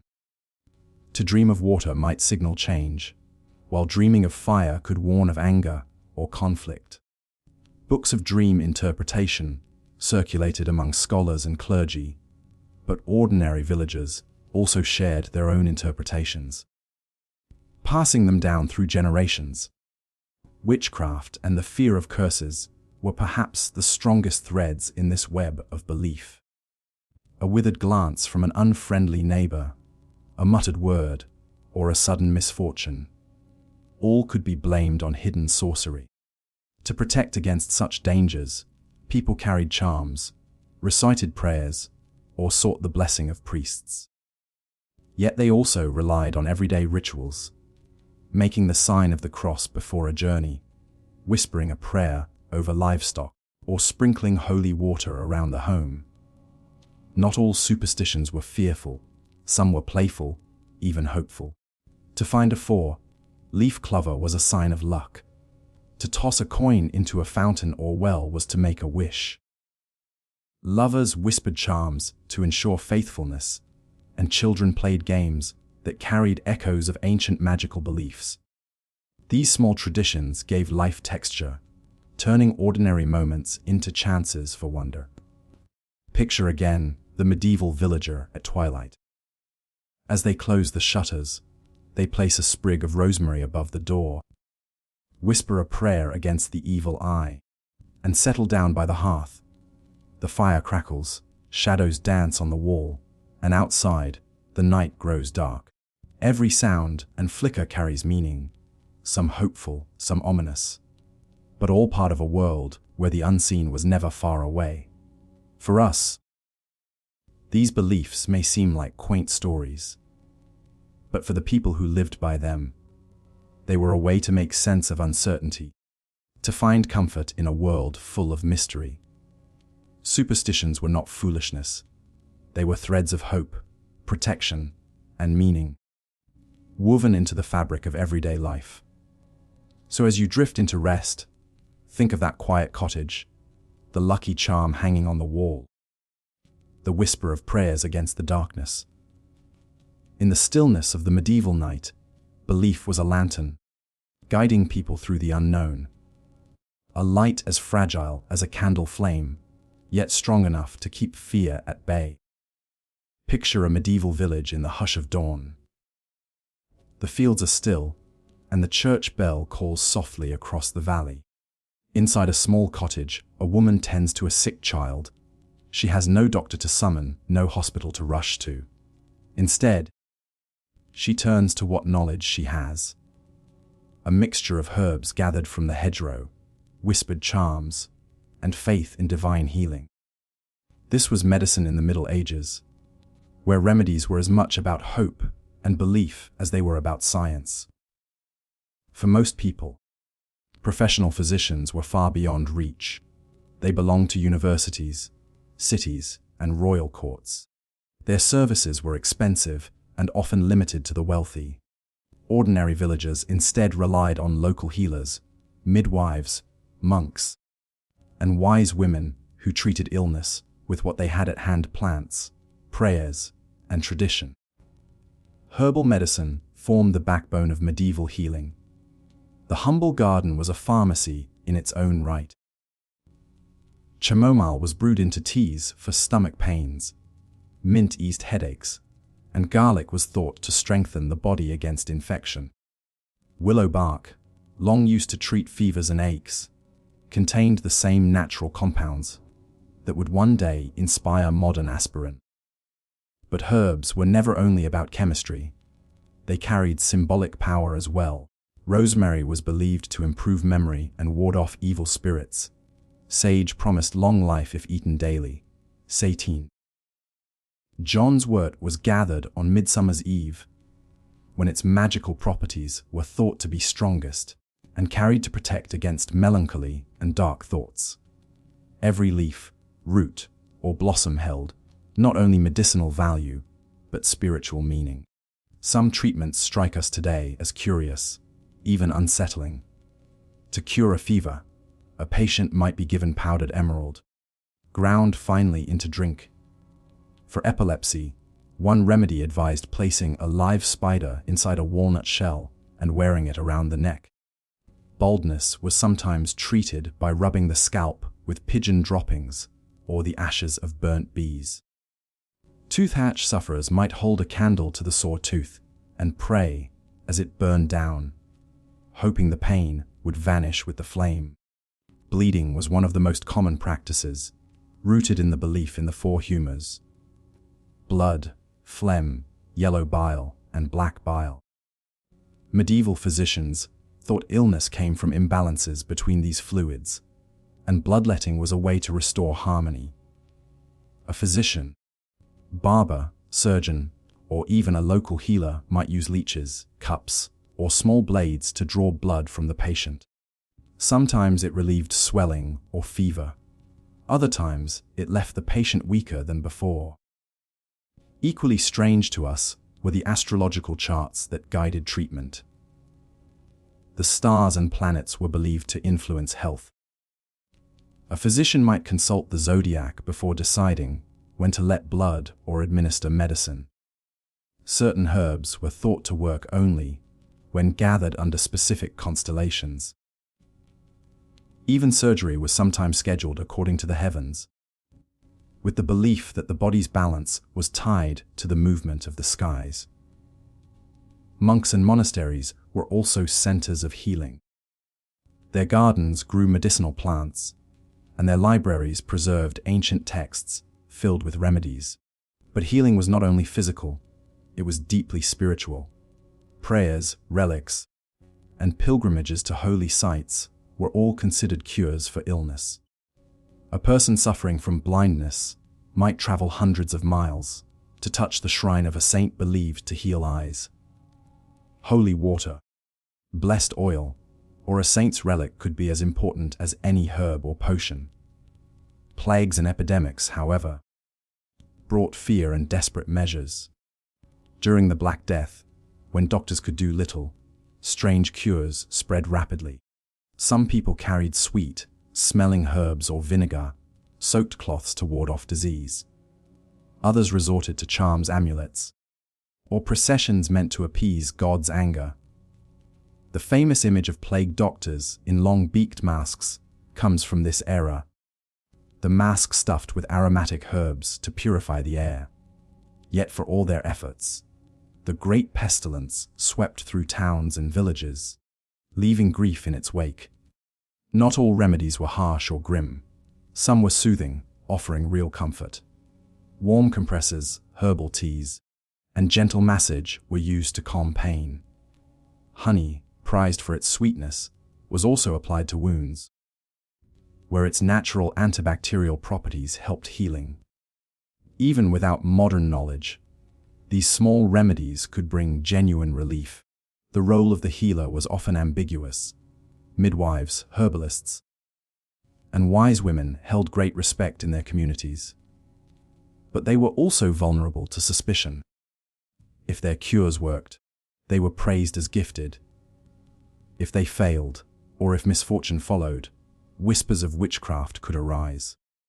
A healer might be both cherished and feared, a bringer of comfort but also a potential target for blame. What is striking, when we look back, is not only the strangeness of some cures, but the deep human need they reflect. In a world of uncertainty, people sought patterns, explanations, and ways to act. To place a charm under the pillow, to sip a bitter herb, or to trace the sign of the cross over an illness. These acts gave a sense of agency in the face of fear. They brought hope, and sometimes, they truly brought healing. So let us picture once more that quiet cottage. The fire glows, the healer mixes herbs in a simple wooden bowl, and prayers are whispered as the child rests. Outside, the night deepens, and the stars shine over fields and forests. Strange though their remedies may seem to us, they were born of care, of the desire to ease suffering, and of the enduring human belief that healing is always possible. In this mingling of plants, prayers, and hope, medieval medicine reminds us that even in the darkest of times, people searched for light. And perhaps, in their way, they found it. In the stillness of a medieval church, sunlight streams through colored glass, scattering jewels of light across stone walls. The air is heavy with incense, and prayers rise in whispered voices. Faith was the center of life in medieval Europe. It offered meaning, order, and hope in a world shadowed by war, famine, and plague. But faith was also bound to law. To stray from the church's teachings was not just a private matter of conscience.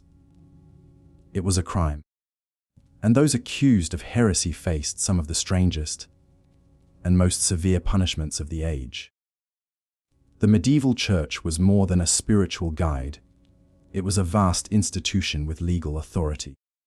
To deny its teachings was to threaten the fabric of society itself. Heresy, the holding of beliefs contrary to official doctrine, was seen as dangerous not only to the soul of the individual, but to the stability of the community. It was treated with the same seriousness as treason. Accusations of heresy could arise in many ways. A villager who questioned the words of a priest, a scholar who translated scripture into the local tongue, or a preacher with new ideas, all could fall under suspicion. Sometimes it was neighbors who reported strange opinions, other times rival clergy. Fear and rumor could easily spark an investigation. The process of trial often began with inquisition, an official inquiry into a person's beliefs. In the 13th century, papal inquisitors traveled across Europe, charged with rooting out heresy. These men were often trained in law, meticulous in questioning, and relentless in their mission. The accused might be summoned before them to answer a series of probing questions. Do you believe in the sacraments? Do you deny the authority of the Church? Do you reject the teachings of the saints? The trials themselves could be both strange and terrifying. Unlike in secular courts, the accused often had no defense lawyer. Confessions were prized above all else, and great effort was taken to obtain them. Sometimes this meant long hours of questioning, designed to catch contradictions. At other times, harsher measures were used: fasting, solitary confinement, or physical pain. The belief was that saving a soul justified such methods, however cruel they seem to us today. Punishments for heresy varied. At times, they were symbolic: a public penance, a pilgrim's journey, or the wearing of special garments marked with a cross. These were meant to humiliate the offender and remind the community of the dangers of straying from faith. But when the crime was deemed severe, punishments grew harsher. Imprisonment, confiscation of property, and even death could be the outcome. The most feared punishment was execution by fire. The burning of a heretic was seen not only as a penalty, but as a warning to others. Fire was believed to purify the soul, offering one final chance at redemption. The sight of flames rising in a town square was a grim reminder of the Church's power. To the onlookers, it was both a terrifying spectacle and a ritual act of justice. Yet not all trials ended in death. Many accused were reconciled to the Church through confession and penance. Some became informants, helping inquisitors identify others. Others simply disappeared into prisons, their stories lost in the shadows of history. Alongside heresy, other religious offenses carried their own curious punishments. Blasphemy, for example, could lead to fines, branding, or the public humiliation of standing in the pillory. Missing too many church services might result in penalties as well, as attendance was considered a civic duty as much as a spiritual one. Even failing to fast during Lent could be punished, for it was seen as an affront to both God and community. The boundaries between superstition, heresy, and witchcraft often blurred. While full-scale witch trials became more common in the later centuries, the seeds were already present in medieval law. A healer who used charms instead of prayers, a neighbor accused of cursing livestock, or a woman suspected of consulting spirits could all find themselves under suspicion. Whether branded heretics, witches, or merely misguided souls, their trials reveal how closely faith and law were intertwined. It is easy for us, centuries later, to see only cruelty in these practices. But to medieval minds, heresy was not just error, it was contagion, a disease of belief that could spread quickly and unravel the fragile bonds of society. Just as sickness threatened the body, heresy threatened the soul of Christendom. Punishment, no matter how harsh, was seen as a form of protection for all. And so, The strange punishments of religious law tell us much about the medieval world. They remind us that faith was not a private matter, but a public one, woven into every corner of life. They also remind us of the power of belief, for it could both uplift communities and drive them to fearful extremes. As you rest now, imagine again that quiet medieval church. The bells toll, candles flicker, and the air is filled with solemn chants. Outside, life goes on, fields are tilled, bread is baked, children play. But within those stone walls, the fate of souls is judged. Strange though their trials may seem, they were born of a world where the line between law and faith was as thin as a whisper of smoke. The morning mist clings to the ground as two figures stand in a field, ringed by curious onlookers. One clutches a sword, the other a wooden staff. They bow, pray, and prepare. There will be no jury, no judge's ruling, no written verdict. Their fate will be decided by combat.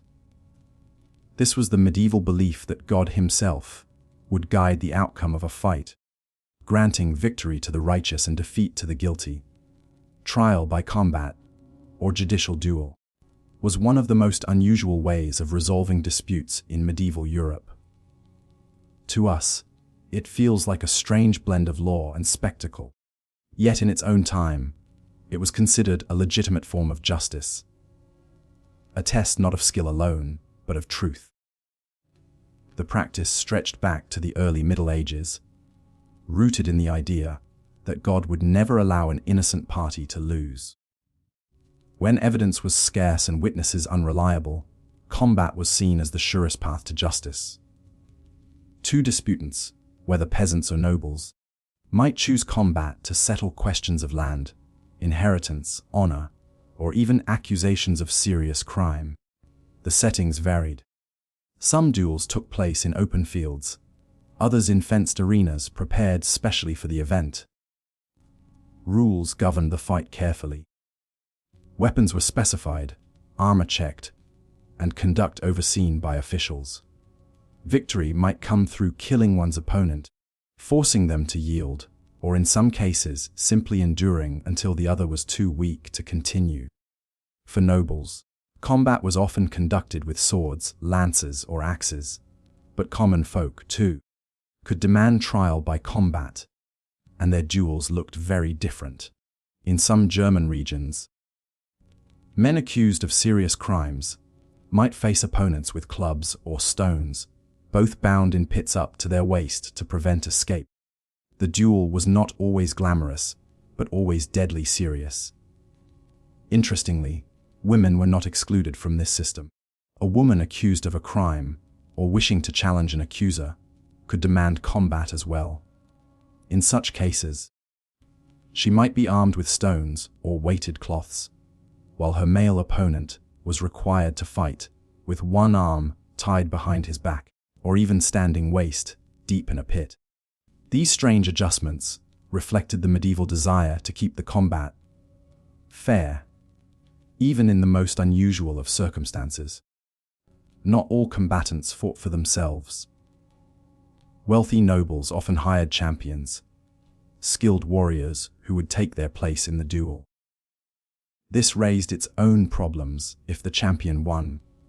Was it proof of the noble's innocence, or merely of the fighter's skill? Yet the practice persisted, reflecting the medieval faith in the justice of outcomes, however they were achieved. For many, trial by combat was a terrifying prospect. The outcome could mean loss of life, lands, or honor. To yield was to confess guilt, but to fight was to risk death.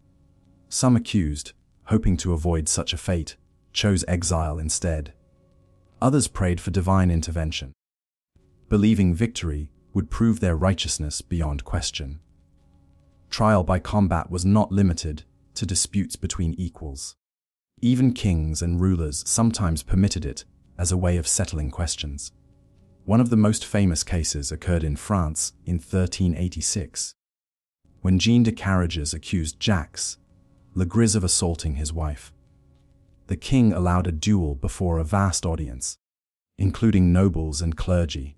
The fight was brutal and bloody, ending with carriages victorious and Legris executed on the spot. For many, the outcome was seen as divine judgment, though later historians debate the truth. The duel of honor also extended into the cultural imagination. Tales of knights fighting for truth and justice filled medieval romances, while chroniclers recorded duels as both legal trials and heroic feats. In these stories, combat was more than violence. It was proof of loyalty, courage, and divine favor. But as centuries passed, doubts grew. Did God truly decide every battle? Were not the strong, the skilled, and the lucky more likely to prevail? By the late Middle Ages, trial by combat began to fade. More sophisticated legal systems, based on written evidence and witness testimony, slowly replaced it. Yet echoes of the practice lingered for centuries. Even into the modern era, dueling survived in the rituals of honor among nobles, long after it had vanished from official law. Looking back, it is easy to see the strangeness of it all. Yet in the medieval mind, trial by combat made sense. It was a world where faith infused every part of life, where justice was not only human but divine. To place one's fate in God's hands through combat was not folly. It was an act of trust. However brutal the method, so imagine again that misty field. Two figures stand, weapons in hand, hearts pounding. Around them, villagers watch in tense silence, believing that God's will is about to be revealed. The outcome may seem to us uncertain, even cruel. But to those who watched, the clash of arms was the sound of truth itself. Picture the village square on a bright market day. Stalls are lined with bread, cloth, and vegetables. Children chase one another between wagons, and the air is filled with chatter and laughter. Yet at the center of the square, a strange sight draws every eye. A man sits trapped in wooden boards, his head and hands locked in place. Passers-by glance, whisper, and sometimes laugh. This was the punishment of shame, one of the most common forms of justice in the Middle Ages. Unlike the gallows or the executioner's axe, these punishments did not end life. Instead, they struck at something equally powerful: a person's reputation. In a world where community and honor were everything, public humiliation was a punishment many feared even more than a fine. The stocks were simple but cruel. A heavy wooden frame with holes for the ankles held the offender sitting or lying uncomfortably, often for hours, sometimes for days. The punishment was not only the pain of cramping muscles, but the shame of being on display. Neighbors, friends, and strangers would walk past, pointing, laughing, or jeering. Some threw mud, spoiled food, or worse. For children, it might be a game, but for the person in the stocks, it was a bitter reminder of disgrace. The pillory was harsher still. This device locked both head and hands, forcing the punished to stand upright in the center of the crowd. Unlike the stocks, where one could at least look down, the pillory left the face exposed to ridicule. Spectators hurled insults, mocked, and sometimes grew violent, throwing stones, rotten vegetables, or filth. In theory, officials were supposed to keep order, but in practice, the punishment often became a dangerous spectacle. These punishments were used for many offenses: cheating in trade, lying under oath, spreading rumors, or committing petty theft. Bakers who sold bread too light, merchants who tampered with weights, or those caught in drunken disorder might find themselves locked in stocks by the church door or market cross. It was a way of making crime visible and making the punishment a lesson for all who watched. But humiliation could take stranger forms, too. Some punishments involved wearing shameful clothing or signs. A dishonest trader might be forced to carry a heavy bag of false weights through the streets. A gossip might wear a wooden bridle or scold's bridle, an iron framework locked around the head with a piece that pressed into the mouth to silence the tongue. Those accused of breaking minor laws might be paraded through town, carrying symbols of their crime, a loaf of bread, a jug, or even a dead animal. The public nature of these punishments was important. Medieval communities were tightly knit, and reputation meant survival. To be mocked openly before neighbors, family, and strangers was to carry a mark that lingered long after the punishment ended. A person seen in the stocks was remembered for years, their shame becoming part of the stories told in taverns and households. And yet, not all was cruelty. Sometimes the punishments took on a carnival-like atmosphere. Crowds laughed, joked, and treated the event as entertainment. Children imitated the stocks in their games, while adults shared food and gossip around the scene. In a way, these punishments bonded the community together, not only against the offender, but in shared amusement, reminding everyone of the rules that kept order. Some punishments even carried a strange mercy. Unlike execution or heavy fines, shame punishments allowed the guilty to return to their lives afterward. Once released, they could go home, continue their work, and try to rebuild their reputation. The memory of humiliation was painful, but it was survivable. Of course, for repeat offenders, punishments could escalate. Those who mocked the law too often might find themselves flogged, branded, or exiled. The stocks and pillory, then, served as both warning and opportunity, a chance for correction before harsher sentences were imposed. Imagine again that busy medieval square. The air is filled with laughter, but beneath it lies a serious lesson. Justice is not only about punishment, but about display.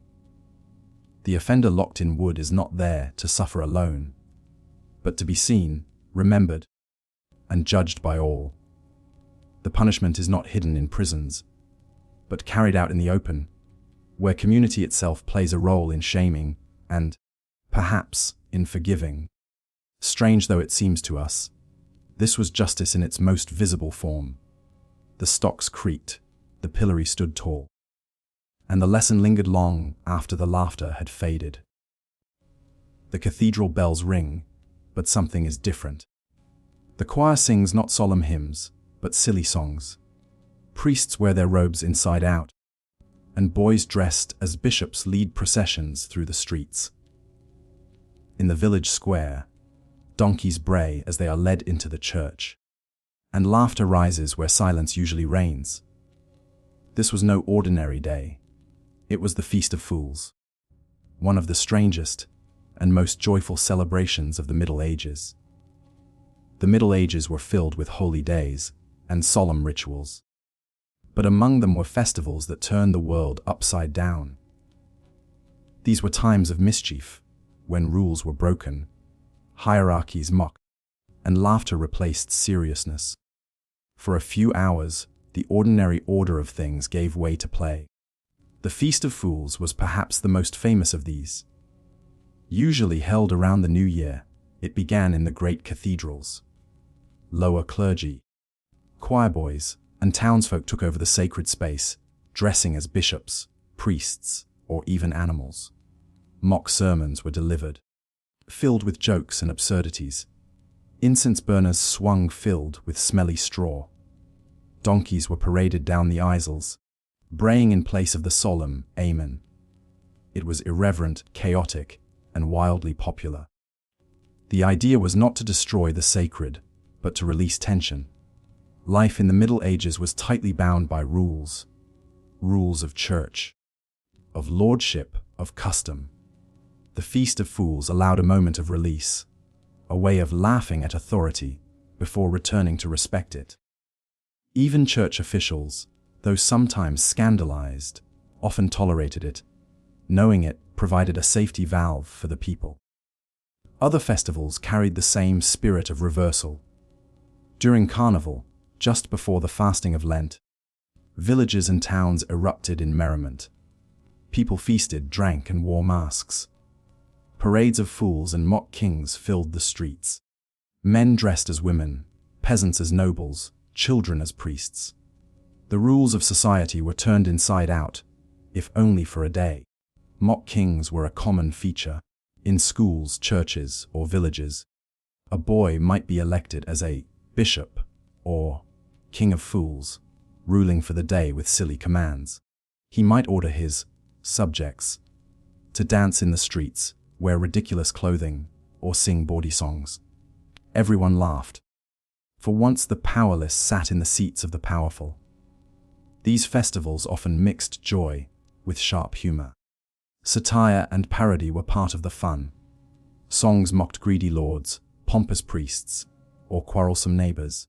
Plays performed in the streets poked fun at daily struggles, turning hardships into comedy. Even donkeys, geese, and dogs became part of the act, dressed in ribbons or led into sacred spaces as living jokes. But beneath the silliness lay something serious. The reminder that all human power was temporary, that the mighty could be mocked, and that laughter was a gift given even in times of hardship. The Feast of Fools and Carnival were moments when the whole community joined in shared absurdity, a brief holiday from the weight of duty. In smaller villages, the spirit of mischief appeared in simpler ways. Children might play tricks, men might parade with masks, or women might stage playful competitions in the square. These customs varied from place to place, but the message was the same. For a little while, the world could be turned upside down. Not everyone approved, of course. Some church leaders railed against the Feast of Fools as disrespectful or dangerous. Over time, authorities tried to suppress or tame it, replacing wild humor with more orderly celebrations. Yet the spirit of reversal never entirely disappeared. Even today, echoes of these medieval festivals survive in carnivals, parades, and days of playful mischief. Imagine again the great cathedral filled not with solemn chanting but with laughter. A donkey brays where once a choir sang. A boy, crowned as a bishop of fools, raises his hand in blessing, and the crowd erupts in cheer. For a moment, the serious world of duty and rank dissolves into joyous absurdity. And when the laughter fades, the people return to their work and prayers, carrying with them the memory of freedom found in play. These strange festivals remind us that even in the Middle Ages, with all its hardships, fears, and strict order, there was room for joy, for mischief, and for laughter that bound the community together. The world turned upside down, if only for a day, and in that turning, life itself felt a little lighter. Picture a village green on a cool spring morning. Children laugh as they chase one another, their bare feet kicking up soft earth. A group of young men gather in the field with a ball stitched from scraps of leather, preparing for a rough and tumble game. Meanwhile, inside the hall of a manor, nobles lean over a polished wooden board, moving carved pieces with concentration. Games and play, though sometimes strange to us now, were woven into the fabric of medieval life. The Middle Ages were not all toil and prayer. Even in a world of hardship, people sought moments of fun. Pastimes varied widely. Some were gentle and social, others rough and dangerous, and some carried meanings deeper than simple amusement. Perhaps the most infamous of medieval games was the early form of football, sometimes called mob football. Unlike today's carefully regulated sport, this was chaotic, wild, and often violent. Villagers from one end of town tried to carry, kick, or push a ball to the opposing end, while the other side did everything possible to stop them. There were few rules. Anything short of murder was sometimes allowed. Entire towns might join in, and the game could spill into fields, rivers, and even churchyards. Windows were broken, injuries common. and more than one medieval king attempted to ban the sport for its unruliness. Yet the people loved it, for it was raw excitement and a rare escape from daily burdens. At the opposite end of the spectrum were games of thought and strategy. Chess. Brought to Europe from the Islamic world by way of Spain, quickly became a favorite among nobles. The pieces carried symbolic meaning: kings, queens, bishops, knights, castles, and pawns, reflecting the structure of medieval society itself. To play chess was not just to pass time, but to practice foresight, patience, and cleverness. Monks, lords, and even royalty spent hours absorbed in the checkered battlefield, where fortunes shifted with every move. Other board games also flourished. Nine Men's Morris, a game of alignment and strategy, was scratched into wooden boards, tabletops, or even stone church steps. Archaeologists have found these simple grids carved into cloister walls, where monks likely passed long hours playing quietly between prayers. Dice games, too, were wildly popular, though they often attracted suspicion. The roll of bones was seen by some as harmless fun, and by others as dangerous temptation, drawing men toward gambling, disputes, and even ruin. Children's play carried its own strange charm. They chased hoops rolled with sticks, played tag and blind man's buff, or fashioned dolls from rags and wood. Songs and rhymes accompanied skipping games, their melodies floating through village lanes. Even among the poorest, children found joy in make-believe, imitating knights, priests, or traders in their small circles of play. For adults, more physical competitions also held a place. Archery contests tested skill with the longbow, a weapon essential for war, but also a sport for village fairs. Wrestling matches and cudgel fights entertained crowds, sometimes blurring the line between sport and combat. In winter, frozen rivers and ponds became playgrounds for skating on bones. Yes, animal bones polished and tied to shoes, gliding across the ice with laughter and the occasional tumble. Some pastimes were tied to seasons and festivals. May Day brought maypole dancing, where ribbons streamed from tall poles and villagers circled in patterns. Harvest festivals often included games of strength, tug of war, or climbing greased poles for prizes. These events were not just amusements, but ways of binding the community, marking time, and celebrating survival through the turning of the year. Stranger still were games that blurred the line between sport and ritual. In parts of Europe, animal contests provided spectacle, from cockfighting to bear baiting. While harsh to modern eyes, these events drew crowds of peasants and nobles alike. The noise of shouting spectators, the clash of beasts, and the wagers laid gave such gatherings a carnival atmosphere. They reflected not only a thirst for excitement, but also a world where human and animal lives were deeply intertwined. For the clergy, play was more restrained, though not absent. Monks played games of riddles, Latin wordplay, or quiet strategy boards. Pilgrims on long journeys passed the time with dice or storytelling. Even in the solemn halls of monasteries, laughter was not unknown. What is striking is how play in the Middle Ages reflected the world itself. Games of strategy echoed the hierarchies of society. Rough sports mirrored the violence and uncertainty of daily life. Children's laughter reminded their elders of innocence in a world often marked by hardship. Even the humblest toy carved from wood or bone carried within it a spark of joy. A reminder that life was not only labor and fear, but also delight and play. As evening falls in our imagined village, the rough football match has ended with bruises and cheers. In the manor, the chessboard remains set for another game. Children, weary from running and laughter, drift toward home. And in the silence that follows, one can almost hear the echo of voices, a reminder that even long ago, People sought the same simple pleasures of competition, strategy, and laughter that we still cherish today. Strange though their games may seem to us, they were threads in the same fabric of human joy. The Middle Ages were filled with darkness and difficulty, but in play, people found light, a little spark of freedom that made the burdens of life easier to bear. The candle burns low, its flame steady and golden. As we reach the final chapter of this journey, it's worth pausing to consider what these strange laws and customs mean for us now.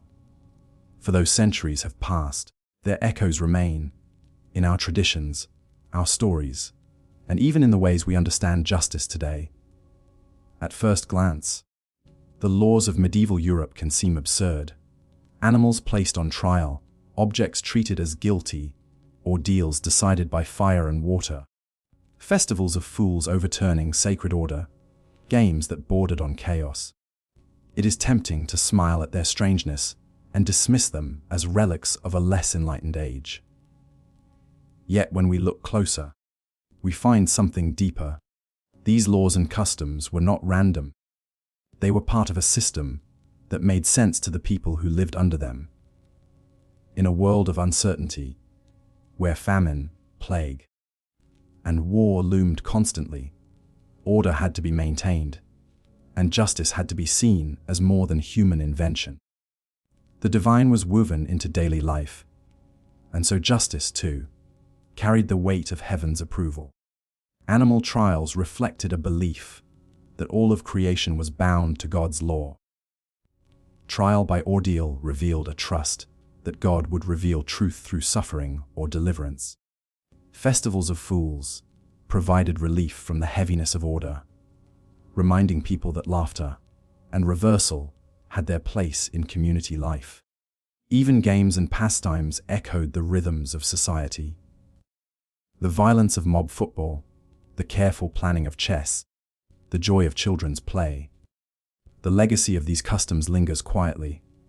The trial by combat, long abolished, still appears in stories and legends. The Feast of Fools whispers through the laughter of Carnival and Mardi Gras. Medieval laws regulating bread and all foreshadow our modern concern with food safety. And even today, we sometimes personify objects in law, speaking of guilty weapons, stolen property, or corporate responsibility. Faint shadows of the days when swords and bells could stand trial. What seems strange at a distance often becomes familiar when we remember that people then, as now, were seeking fairness, safety, and meaning. They lived in a harsher world, but their laws were born of the same human desire for order and justice. Their festivals and games were born of the same human need for joy. Perhaps that is the most soothing thought to take with us. Across the centuries, despite all that has changed, the heartbeat of humanity remains steady. We laugh, we play, we seek justice, and we look for meaning in the world around us. As you drift towards sleep, imagine those medieval villages once more. A baker sets out his bread, careful not to cheat the scales. Children chase one another across the green. A priest frowns at the mischief of the Feast of Fools, though a smile tugs at the corner of his lips. In a distant court, a donkey is acquitted of guilt, her good character defended by neighbors. And in the glow of torchlight, two men prepare for trial by combat, believing God himself will choose the victor. Strange, yes, but also deeply human. The medieval world has ended, its laws replaced by new systems, and its festivals transformed. Yet its legacy lingers, not only in the details of history, but in the reminder that even in times of hardship, people searched for justice, found ways to laugh, and created rules to hold their world together. So let us close this book gently. The Middle Ages sleep now, but their echoes remain in the stories we tell, the games we play, and the traditions we carry forward. Strange though their world was, it is also part of ours. Good night, dear listener. May the quiet lessons of the medieval past bring you peace as you drift into your own dreams.